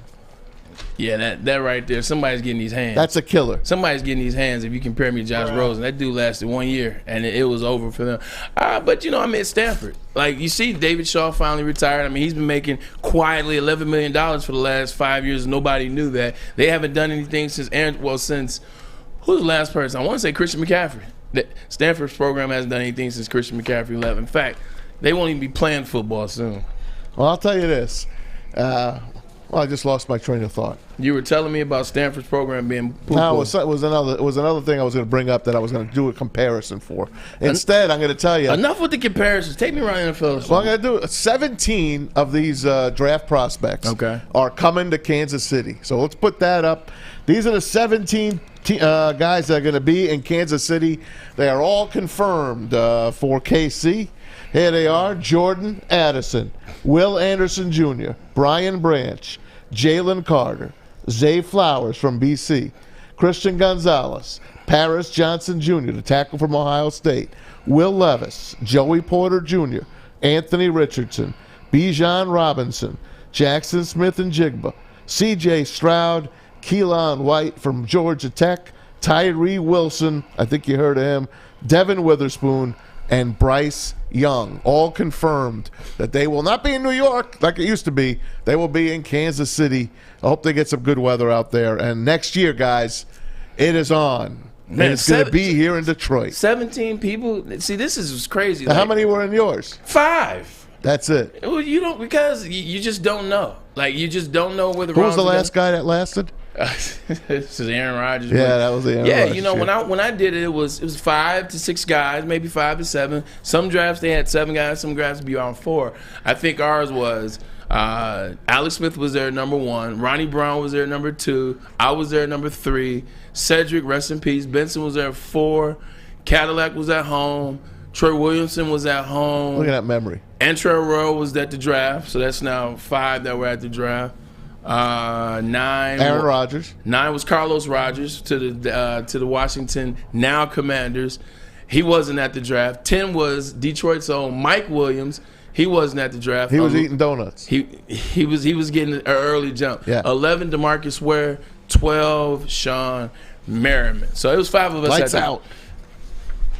Lights out. It was lights out when them steroids. I know. What a guy. Talk about falling off the face of the earth. He's doing. I just talked to him recently. He's doing well. He's doing what all former athletes do. They do something with Saudi Arabia. He's over there with some sports commission, and he's doing well, man. Saudi Arabia, they got the money. I told him, I said, hey, man, you know what I'm saying? Link that link that file. Let me see what you guys over there doing. We'll see, man. Let's continue to go around the NFL. We still got some time, right? That's a lot of guys going to the draft. How about this? The Lions. The other day we told you about most of the tickets at MGM Grand were bet on the Lions. Well, how about this? 47%. This is a shocker. The Lions are the 4th most bet team to win the Super Bowl. Right. Bet MGM. Yeah. The 4th most bet on team to not win the NFC, not to win the NFC North, but to win the Super Bowl. Sometimes when I read betting odds on certain things, I take it serious and I get excited about it. You know what I'm saying? Like the NFC stuff or some of the other things. It's early. But some stuff I look at, I instantly know what it is because I'm an individual that has done that before. You look at the early odds, you look at the bets, you look at what the Lions are doing, you're kind of starting to look, well, maybe they could be this year's, you know, from rags to riches story. So you take $10, it doesn't cost you anything. Here's $10. You throw it on the Lions way this early. What are their odds? Plus what? Plus 4,400? No, I don't think it's that high, but what's plus 2,000? Yeah, well, yeah. you put $10 on it. It's $200 for you. Yeah, it's $200 for you. So I would take that with a grain of salt. Okay. I would say MGM is doing their thing because they're getting everybody. They're bringing in the best, but that ain't even all Lions fans. That's all just right. people that see it. Now here's the thing. Now, how many quarterbacks do you think are going to go in the first 6 picks? Do you think it's 4? No, I don't. I'm thinking Bryce Young for sure. Okay. C.J. Stroud for sure, unfortunately. And then after that, got to go A-Rich. Just not so. So you don't think he's going to get picked in the top 6? Okay, A-Rich, not Will Levis. Well, that's not what the Colts are telling everybody. The Colts are locked in, supposedly, to Will Levis? To Will Levis at 4. And they say they're not going to move. They're staying at 4. If Levis goes before, which they don't think he will, they'll take the next quarterback. It could be Anthony Richardson. Could be C.J. Stroud. It might be a shocker. It might be Bryce Young. But more than likely, the Colts are locked in on Mr. Banana eating. What else does he do? He puts mayo in his coffee. Eats a banana with a peel on it. Will Levis. What the hell is wrong with this kid? Well, look at his body. What? I mean, I had a body like that. I ain't act like that. He's built like an Adonis. What is that? He's doing something right. What does that got to do with you eating the banana without taking the peeling off? What does that have to do with you putting mayonnaise in your coffee? I don't know. Maybe it's working for him. Not with that reception. I mean, with the completion percentage I saw last year. I'm just saying, the Colts are they love him at 4. He seems more like Indianapolis than Anthony Richardson does. You look at the Colts, you know, you see, and it's once again, it's not what you think.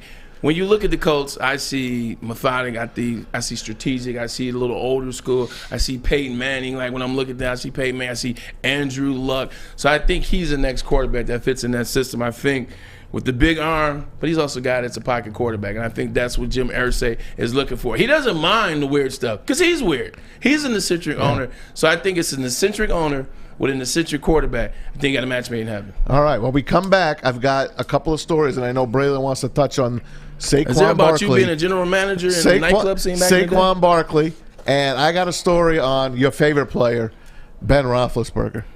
That turd. Yeah, that turd. He's in the news. I can't wait to hear about him. He's in the news. First, man, tell me about lobsters, man. I will. Cousins Maine Lobster. You know the deal. Click on that QR code. You're going to see a box around me. There it is, man. Click on that QR code. It takes you to Cousins Maine Lobster. It takes you right to their website. Download their app. And give them a call. If you order ahead and go pick it up from wherever they are, because there's 2 trucks rolling around Metro Detroit, you don't know where they are unless you take a look and see where they are. If you call ahead, go pick up your food, you're going to be in for luck because you're going to start getting points. And the more points you get, the less money you spend for the best lobster that you can get. You're thinking you're in New England. Instead, you're right here in Detroit, USA. CousinsMadeLobster.com. Tell them Woodward Sports sent you. By now you know me, Christina Gennari, as the obvious choice in real estate. And you know my website, soldchristina.com, as your #1 resource for buying or selling your home. Myself, along with my amazing staff, pride ourselves on making your home buying and selling experience a relaxing and easy one. Come see why we are the obvious choice. Christina Gennari at soldchristina.com, the obvious choice in real estate. Walk into any Lady Jane's Haircuts for Men for an award-winning haircut experience and automatically enter for your chance to win not 1, but 2 vehicles of your choice, courtesy of Les Stanford Buick GMC of Ferndale. That's right, 2 cars, 1 for you, 1 for your wife, your girlfriend, or your best bud. Lady Jane's Haircuts for Men, open 7 days a week. Walk in anytime, sign in, sit down, watch your favorite team play, and before you know it, your hair will be game ready. Let one of our talented, award-winning stylists make you look handsome and clean. Lady Jane's Haircuts for Men, it's wicked awesome. We aren't quite sure if they consume more beer or sports. Either way, the heavyweights are here. Live on Woodward Sports, daily 5 to 7 p.m. Hey, gang, you know it. A couple of Thursdays away now. It is the NFL Draft. Join Woodward Sports for our 3rd annual Woodward Sports Draft Party live at 5th Avenue in Royal Oak. The past 2 years, these parties have been standing room only, so get your tickets early at eventbrite.com. Tickets cost $10. Get to hang out with us. We'll put you on a mic, make some picks with us, have some fun. Don't miss out on all the fun. Tell the audience it is awesome, guys. Get out there and tell everyone. I told everyone at the bowling alley last night, you know what they wanted to do? Why don't you have it at the bowling alley, Maz? We would rock this place. I'm like, well, that's something to think about. It is, baby, for next year. That's something to think about. Next year's in Detroit. You never know. That's a packed house. Then we have to try to find people. But you know what? Yeah, go ahead. It's time to go to 5th Avenue in Royal Oak. 2 Thursdays from now for our draft party, the 3rd annual. Get to eventbrite.com. Click on the Woodward Sports app right there, and it'll take you right. Buy your ticket for $10. You can get it at the door as well. We'll see you there. Welcome back to Ermanni and Edwards with Maz on this beautiful Friday. It's almost over, ladies and gentlemen. The weekend is almost here. Hey, check this out. Why don't you subscribe to our YouTube channel while you're out there, man? Yeah. We appreciate you guys checking us out on the daily. But do me a favor. Why don't you subscribe? And if you can't watch live, then why don't you download us on YouTube, download us on other podcast sites, where everywhere podcasts are, whether it's Apple, wherever it is, we're there. Drop us a 5-star comment. We appreciate Absolutely. that. Maz, you still want to talk about... Yo, I've been trying to get to the Saquon stuff for the better part of a day and a half now, man. So tell me about... Well, Saquon was... they threw the tag on him. Yep, they do. They did the tag on him. Now, is it the same tag Lamar Jackson has? No. Okay. Yes, it is. It is. So some other team could offer Saquon some money? Yes. Okay, here's the scoop. Saquon is not signing the franchise tender before the offseason program starts. And that is smart by him. Why? So when you, and this is Adam Schefter, Giants running back Saquon Barkley, does not plan to sign his franchise tender before the team's upcoming offseason program begins this Monday, making him ineligible to participate as at Kim Jones Sports Report. And this is coming from Adam Schefter's desk. The reason why, Maz, their quarterback sucks. Well, he's pissed that Daniel Jones got $40 million. Exactly. But that's his teammate. Listen, it doesn't matter. It's about business. At the end of the day, this is a business thing. Like, it is business. It is always going to be business. Look, I love you as a teammate. I want to win with you. I'm here for you. But at the same time, I got to get my money.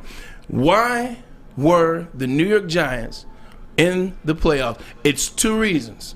One, their defense was exceptional in the second half, and they were the best fourth quarter defense in the NFL. Bar none. Dexter Lawrence, they were on fire last year. He wants to get paid too. As he should. He's the guy that should have got paid. Yeah. On the other side, Saquon Barkley, that's it. It's not Daniel Jones because, yes, he threw fewer interceptions, but he also threw fewer passes. So when you look at it from Saquon Barkley's point of view, they know they have to pay Saquon to win. When you don't have a stud quarterback, you need your running back. Look at what's going on in Philly. Philly's not paying Miles Sanders because they got other running backs. They got Jalen Hurts. Look at Patrick Mahomes. They never have a running back. No. They always by committee. But they got Patrick Mahomes. You look at somebody else did. Austin Eckler. Why isn't Austin Eckler getting paid? Because their quarterback's Justin Herbert. And they'll find another running back to do the job. And that's the same thing you're seeing right here. And why he's not going to sign. Because he knows he's the reason on offense they got to the playoff. He's the reason on offense that they won their first playoff game, beating the Minnesota Vikings. So if I'm him, I'm not signing either because you got him backed into a wall. They're going to have to pay him more because I ain't signing either. Well, Joe Schoen better get it under him and Brian Daboll. They got to get it together because you can't have this infighting with your team. Your three best players, you just said it. You got Lawrence, you got your quarterback and Daniel Jones, and you got Saquon. Yeah. But remember what the Lions had. They had the three-headed monster, too. They had Matthew Stafford, Calvin Johnson, and Ndamukong Suh. They only paid two in the third walk. So who's leaving? Problem is all three of those guys got to get paid. These all three, they don't. Dexter Lawrence is the guy you pay first. I'm looking at Daniel Jones. I see the situation. They already paid him, Bray. He's got the deal.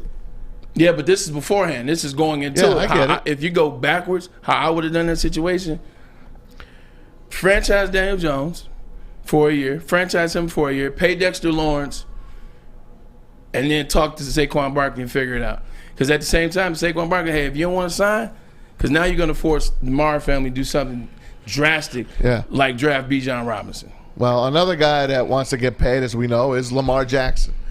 Lamar Jackson's struggling in Baltimore.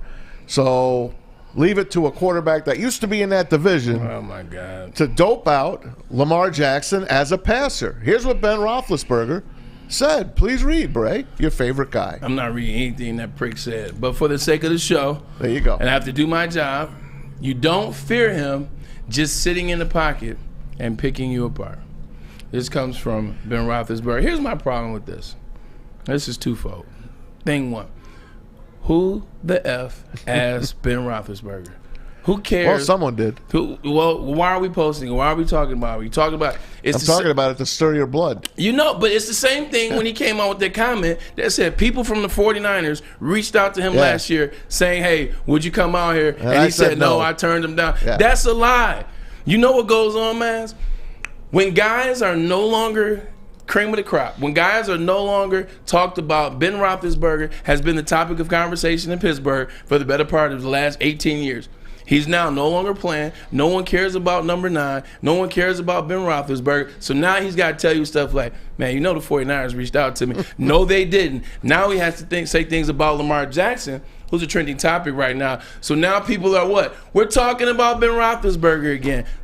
Ben Roethlisberger, shut up and go away. Like your last 5 years of the league. Maybe he's trying to help his team, his old Steeler team. He's a bum. Get Lamar the hell out of the North. He is a bum. Who can, why do you feel the need to say you don't fear him sitting in the pocket picking you apart? Because to my knowledge, his 5 years in the league, he's been picking the Pittsburgh Steelers apart. And he definitely picked them apart with you as a part of it. He picked you guys apart. So apparently he's doing something right. I just don't like this because there's no reason for it. Yeah. It's just no reason for it. This is just hate for no reason. Let me keep my name relevant because now people hear this. Let me go look at some Ben Roethlisberger's highlights. Okay. Oh, man, Ben won 2 Super Bowls. Blah, blah, blah. Let me just take it. Ben's a bum. All right, pretend Ben didn't say that. Pretend he didn't have a defense for the last 18 years. Pretend Ben didn't say that and some unnamed NFL executive said that. Right. Do you believe that? No, because it's another unnamed NFL executive telling you about Lamar Jackson, who they've been trying to poo-poo on this man for the better part of 6 years now. We're not poo-pooing him. We're two guys that we don't matter our word. I'm just asking you as a man, as a player, as an NFL fan, do you fear Lamar Jackson in the pocket? He wins 72% of his games. You're damn right I fear him in the pocket. I do too. 72% of his – just think about that, man. The man wins 72% of his games. That's winning quarterback to me. That's winning football to me. Now, I understand it's ugly. I understand sometimes it's unorthodox. It's not what you're used to. It's not like watching Joe Burrow drop back and throw a beautiful pass. Sometimes it ain't like that. But guess what? Joe Burrow don't have an MVP. Joe Burrow hasn't had to do it with no wide receivers and no running backs, just himself.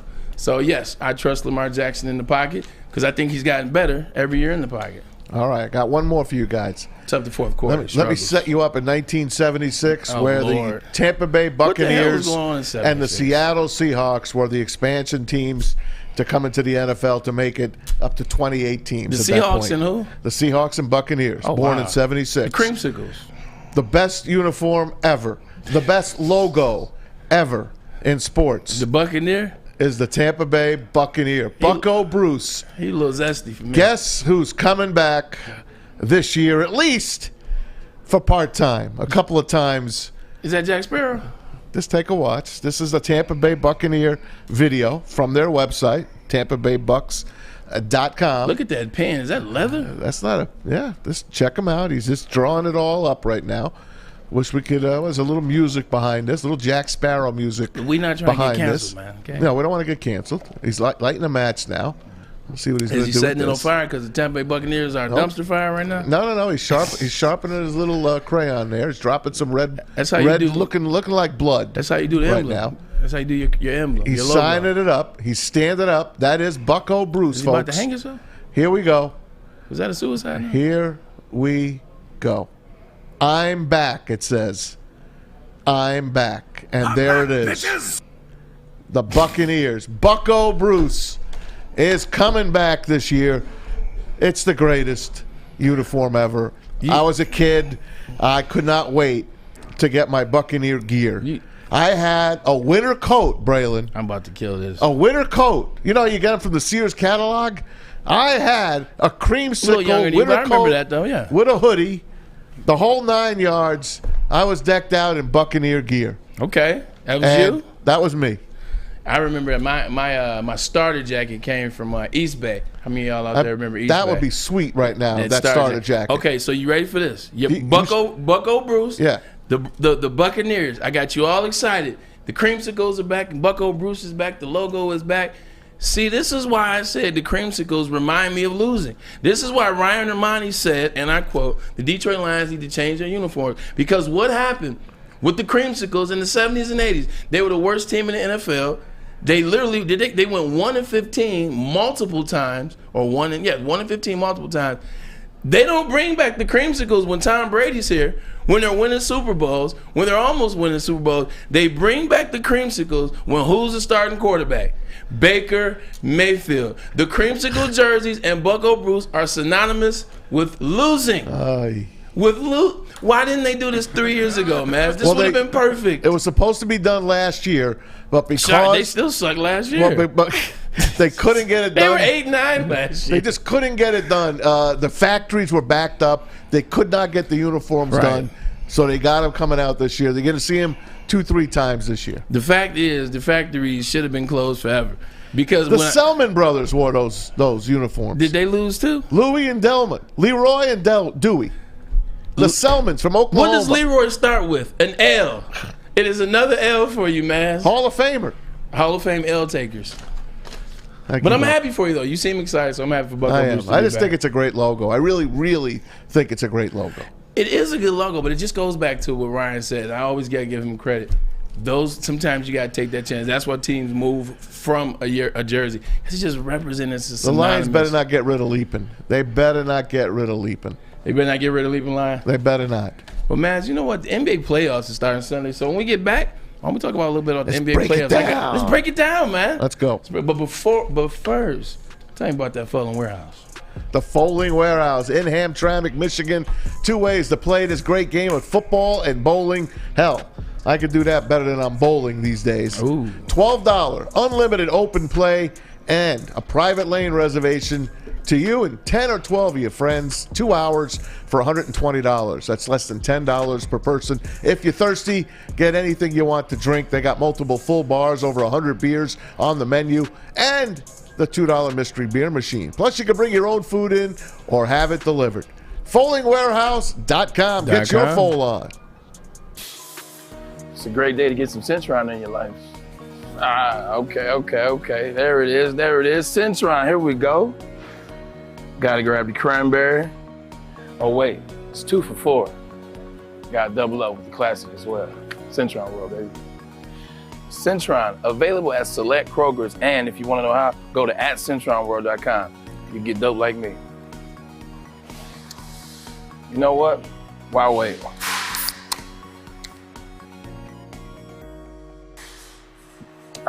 Great taste, guaranteed. You're about to be shell-shocked. The catch of the day is in.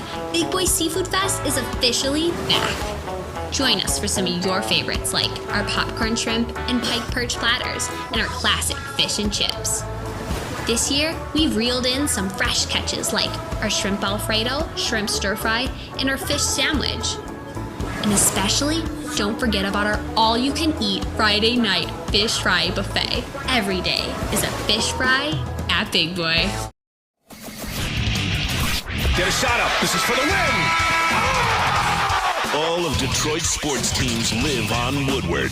All of Detroit's sports coverage lives on Woodward Sports. Driving the best in Detroit sports coverage. Planet Fitness is your home to the judgment-free zone, where you can work out in a non-intimidating, judgment-free atmosphere. The gym that has always been known for being clean is now cleaner than ever. With tons of equipment, a full-body workout in a 30-minute circuit, and all memberships include fitness training. But the best part about all this, you get it all just for $10 a month.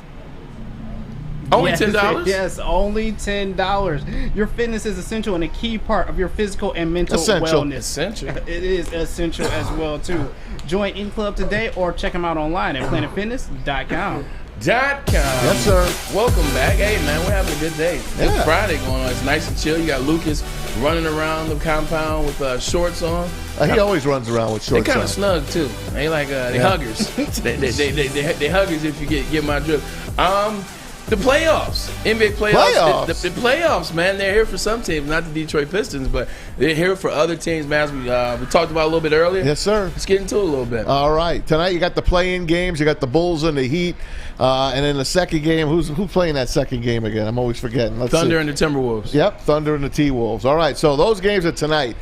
Tomorrow starts the official NBA playoffs. Game 1 in the East, it's going to be the Nets at the Sixers. Who do you like in that series? How many games? And, well, this one should be easy, huh? Nets actually played a lot better once Jacques Vaughn took over as coach last year for Steve Nash. They got rid of Kyrie, they got rid of KD, and they actually play a lot better on the defensive side.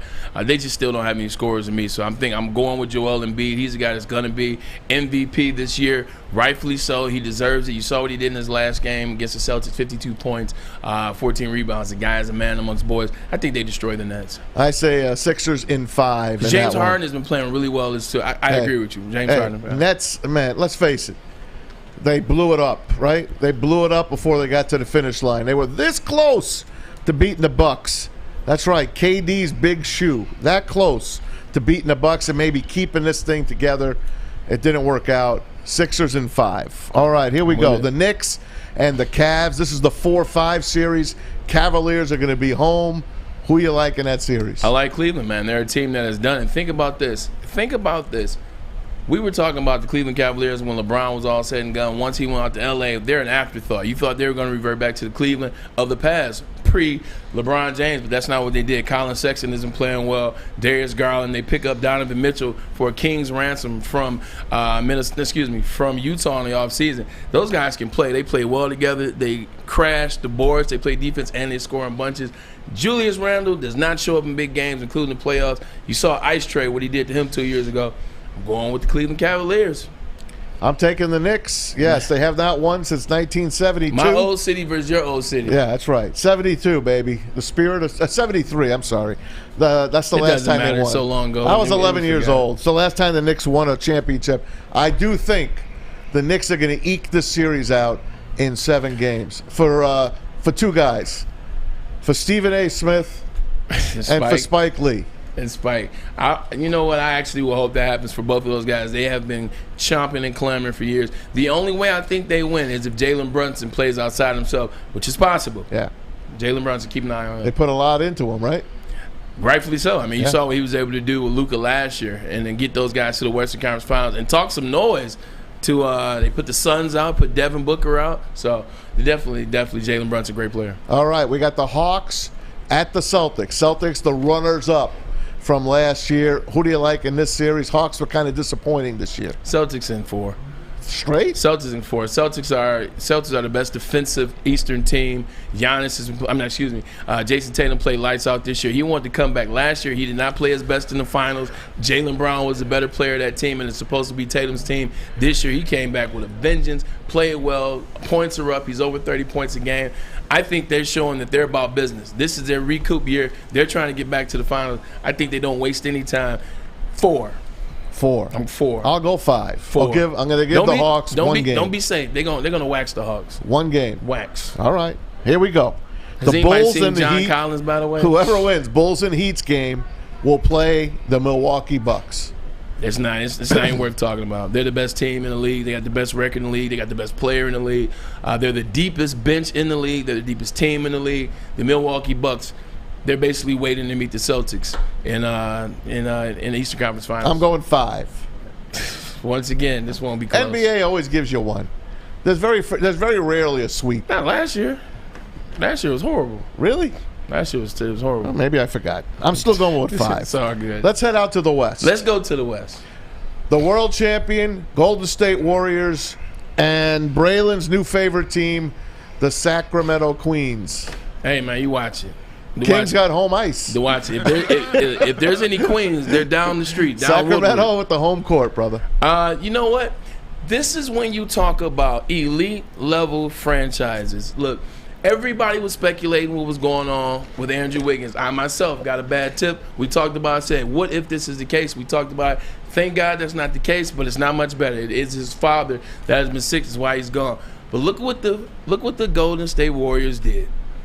They went and got Gary Payton for defense because they knew they needed somebody to match up with their best on-ball defender. This was the 3-team trade with the Pistons. 100%. And they knew, like coming in, you look at who they're playing. They're playing the Kings. Kings are the best offensive team in the NBA. So who do you have waiting for the playoff? You got Gary Payton second. He's going to be injured. He got cleared today. Guess who else got cleared today? Andrew Wiggins. Andrew Wiggins is the reason why they had success and they won last year in the championship. He was a starter in the All-Star game. He played lights-out defense last year on Tatum and other. He's basically guarding the best player on every team. So that lets Clay do his thing. That lets Steph do his thing. But I like Sacramento Kings, man. Because you got to think, you're trying to get Andrew Wiggins in the playoff form, and he hasn't played in the span of 2 months. I got Sacramento. How many? 6. I got Warriors in 6. I got Sacramento in 6. Okay, you got to beat the champs. I don't think it's going to happen. You're absolutely right. I don't think it's going to happen. You guys don't have anything for Domantas Sabonis. You guys don't have anything for De'Aaron Fox. I do. I got Steph Curry. Sounds good. That's fine. Sounds good. If he has to score 50 a game, they're going to get it done. Well, he did that last year, but what did he do the 5 years before that? What are we talking? 5 years before that? He didn't make the playoffs 2 years ago. It's okay. It's okay, man. They took a dump that year. It's all good. That's all right. It's all good. Let's move. Sacramento in 6. Clippers and the Suns. This is a great series. One that I'm looking forward to. I wish the Clippers were whole. I wish they were healthy. Because I don't want to see the Suns win. Right. I just don't. Right. And I like KD. Don't get me wrong. Chris Paul hasn't won a championship. Yeah. I don't know. They get Matt Ishbia coming over there, making that big trade, spending all that money on that team. Mm-hmm. I don't know. Yep. I'm rooting for the Clippers. Yep, you sound like a hater, too. I am. And you sound like a hater. And you know what? You're about to get clipped. I got the Suns in 4. Here's what you got to know. 1, Paul George is not playing in this series. So you don't have, arguably, your best player. Because Kawhi has been hurt. He's been healthy. He's been hurt. He's been healthy. You don't have your best player. Your starting point guard is Russell Westbrook. Are we not familiar with Russell Westbrook and who he has been in the last 4 years in the NBA? That's your starting point guard. Excuse me. Drink. Going against KD. Going against KD. Do you know since KD and Russell Westbrook have left playing on the same team, when they were playing together, their winning was 62%. Since Russell Westbrook is 52% wins, KD is 72% wins. All he does is win. All KD does is win. They don't have enough. DeAndre Ayton down there crashing the boards. I want to give you a win, Russell is your point, and no Paul George, sweep. Wow. You gotta have a big three nowadays, man. So you just gotta have three players. They don't have three players. And one of their three players. What if KD gets hurt again? They still would be fine. All right. They were the number 4 seed without KD. Okay. Or the number 4. They were like 5-4 without KD. All right. You poured cold water on me. That's all right. I'm sorry. I'm telling you. So it's not going to even be a good series. If then. Paul George was healthy, man, this would be a really good series. If Paul George was healthy, the fact that he's not even playing, that's for sure. Yeah. All right. I guess I'll take the Suns in 6. Suns in 6. Clippers are going to win 2 games. I'm sorry I had to clip you in. It's all right. And finally, we got the Thunder T-Wolves tonight. The winner of that game gets the task of facing the Nuggets. Yeah, it's going to be Thunder T-Wolves. Now, you kind of said this before. Yeah. You kind of gave maybe the T-Wolves a shot here. I did. If they advance tonight. I did. And the reason why is you have Rudy Gobert, you have Karl Anthony Towns. If Karl Anthony Towns played like he played in that first game, he was in his bag in that first game against the Lakers. So if he can play like that, Michael Conley played pretty decently. Anthony Edwards was the guy that got them to the playoffs, but he disappeared in game 1. I think he's tired from the season. So if he can come out and play well, if they get past them, the Nuggets haven't shown me anything over the past 5 years. They're a great regular season team. They haven't proven it. So, I mean, why not can't Anthony Edwards go off for a series? Why can't Mike Conley find what he used to have in Memphis? Why can't Rudy Gobert not be Mr. Dum-Dum for one series? So if they can, I give them a fighting chance. I think you can bet the house tonight on Minnesota. Yeah, I do too. And then Minnesota's playing the Nuggets. I'm thinking it's going 7. I'm going to give Denver the win because they're home. Yeah. I'll say Nuggets over the T-Wolves, but in 7. I think Thunder wins. You think Thunder tonight? I think Thunder. This is what I said. I think Thunder tonight. So that means the Wolves are out. But if I'm wrong, I think the Wolves have a chance to beat the Nuggets. That's what I'm saying. But at the end of the day, Jokic knows this is an important series for him. Jokic and Embiid, I think the most pressure in the NBA this year in the playoffs, it's on Jokic and Embiid. And the reason why, the last 3 years, if Embiid doesn't win this year, this will be the 3rd year in a row he's finished runner-up in MVP. If Jokic wins, this will be the 3rd year in a row he's won MVP. And neither one of them have been to NBA Finals. Like an NBA, just think about that. Neither one have been to an NBA Finals. Meanwhile, Giannis has 2, but he's been to one and he's won 1.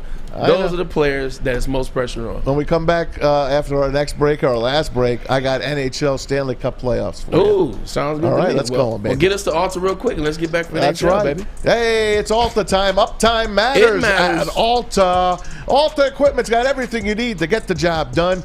If you got a big project coming up, give Alta Rental a call today. 844-GO-TO-ALTA. 844-GO, the number 2, Alta. Saturdays at 1 p.m. Make sure you're watching WoodwardSports.com for our new show, Chompin' Puck. He shoots! He scores! With 4-time Stanley Cup champion Darren McCarty and Michael Gentry, Chompin' Puck is taking the Detroit hockey community and giving them a voice. Pros to Joes. You'll get the best Detroit hockey coverage around. Chompin' Puck. Saturdays 1 p.m. on WoodwardSports.com. At work and at home, we're there with smarter security solutions.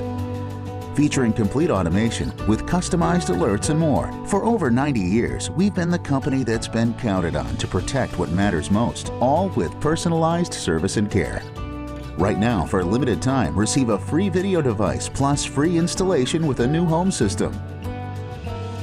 Guardian Alarm. We protect Michigan. 3 NBA championships. Detroit fans were there. 11 Stanley Cups. Detroit fans were there. 4 World Series wins. Detroit fans were there. And that one Lions playoff win in 1991. Yeah, Detroit fans were there. Woodward Sports, where the fans are. All right.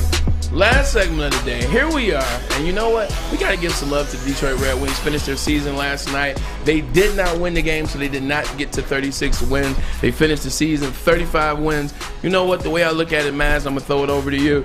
4 years ago, they had 17 wins. 3 years ago, 19. Yep. Obviously, 32, and then 35. So I'm seeing the progression. I'm seeing it go the right way. No doubt. 35, and 2 this year. 35, 37, and 2. So 2 games under 500, 80 points. They finished about 10 points or 11 points out of a playoff spot. So hats off to the Wings.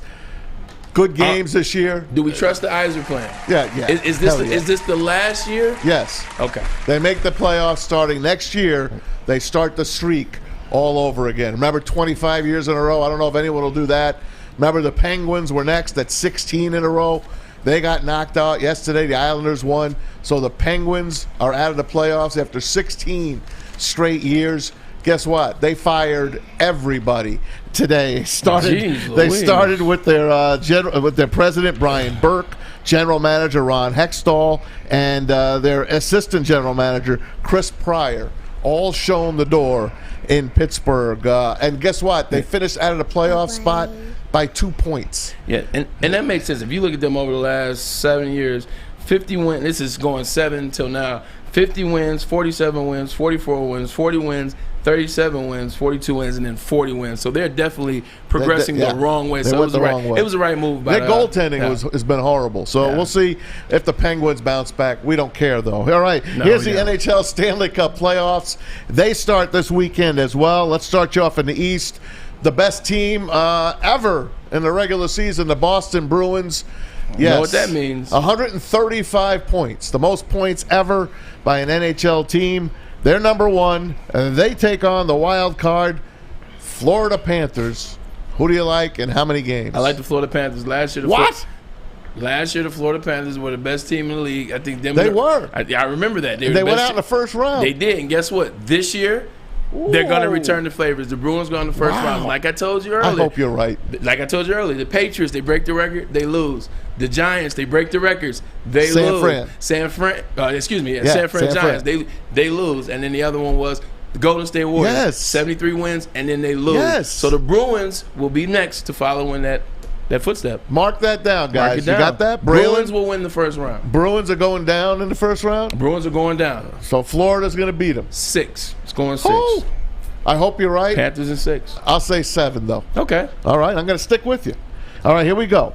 The Canes and the Islanders. Canes. The Hurricanes and the Islanders. I'm always go with the Islanders, man. One of my best friends is Eric Nystrom. And you know who Eric Nystrom's father is. Big Bobby Number Nystrom. 23. Won the game for those guys so they get their first Stanley Cup win. So I'm always going to be an Islander guy. Me too, man. Me too. But that's tough. I don't think the Islanders could beat Carolina in this one. I'll go Carolina in 6. Don't tell Nystrom I said I will not. Carolina in 7. I will not. You're taking them too? Okay. I'm taking it. All right. Tom T's favorite team, the Toronto Maple Leafs, against the Tampa Bay Lightning. D-Max got the Lightning in 5. It's so hard to go against Austin Matthews. I mean, I know his team never always lets him down, but he always does his thing in the playoff. But the Toronto, they never do it. So I'm going with D-Mac. Trust in 25. Yep. I'm going with the Tampa Bay Lightning. The Leafs are the Lions, right? Yep. They haven't won since 67. Well, they make it to the playoffs. I'll take the Lightning, even though they are on the way down. I'll still take Tampa Bay. The Devils and the Rangers, a death match. Ooh. A death match. Man, Devils broke my heart in 95, so I would never ever side with the Devils. I'm going Rangers, baby. I picked the Rangers to win the Stanley Cup at the beginning of the year. I will never root for the Rangers, especially against the Devils. Devils in 7, as usual. Here we go to the West. It's the Golden Knights. Best record in the West against the Jets. Come on, man. Vegas and the Jets. I'm not going against the Jets. I'm a Jet. I'm going to Winnipeg. It's Winnipeg. Doesn't matter. Jet's a Jet, baby. Once a Jet, always a Jet. Vegas in 6. All right, the Stars or the Avalanche. They play tonight. The winner gets the Kraken. Yeah. Seattle Kraken with 100 points, 2 years in the league. Oh. Who you like? Man, I like the Colorado Avalanche to get it cracking. Okay. You see what I did there? I do. I'll take the Avs as well. And then the Wild against either the Avs or the Stars. because it depends on who wins tonight, what seeding they get. So do you like the Wild or do you like the Stars Avalanche? The Minnesota Wild's fan base does that amazing thing during stadium where they do the beer snake. Now, I would never drink out of that. It's the dumbest thing ever. It is. But because they do it, I'm going with the Minnesota Wild. All right. And finally, the Kings and the Oilers. I'm going to tell you this. Darren McCarty has picked the Kings to knock out the Oilers and Connor McDavid. Okay, so I'm a huge Connor McDavid fan. DJ Tom, what's going on? He sends me a highlight every day. But the problem is he's making highlights every day. He's that good, but never go against 25. You see what's going on in LA right now. The Rams won a Super Bowl, the Dodgers won a World Series, and the Lakers snuck one in the bubble. So it's only one team left. I think the LA Kings win in 6. I'm going against D-Mac. I'm taking the Oilers. I ain't going against D-Mac. 4 I'm going Stanley against Cups. them. I love you, I'm Mac. going with that guy. I love you, Mac, but I'm taking the Oilers. And tonight, Tigers and the San Francisco Giants down to Comerica. You guys all have a great weekend. You heard it. I'm going with the Tigers today, man. Tigers! I'm taking the Tigers. 2 in a row. 2 in a row, man. We appreciate you guys all week, man. It's been fun. We got Maz back, JV and Fletch. Outstanding week by you guys, man. We get Ryan back on Monday. Who? I don't even know who that is anymore, man. We got to interview him. I got to make sure he still knows the job. We might have to put him in that chair. He's going to be in a good mood. Nah, he'll be in a great mood, and he'll probably have a great time. We appreciate you guys for tuning in. Thanks for tuning in. Woodward Sports Network. We appreciate you guys, and we will see you Monday. You've heard of Gordon Ramsay. You've heard of Bobby Flay. But Thursday night Master Chef Brad Holmes will be in the kitchen with all of the ingredients needed to make a great dish on draft night. Join Woodward Sports for our 3rd annual Woodward Sports Draft Party, live at 5th Avenue in Royal Oak. The past 2 years, these parties have been standing room only, so get your tickets early at eventbrite.com. Don't miss out on all the fun with Braylon Edwards, Ryan Ermanni, Neil Rule, Darren McCarty, and the entire Woodward Sports crew. The party starts at 7:30 p.m. Don't miss the biggest draft party in the Motor City, brought to you by the biggest network, Woodward Sports.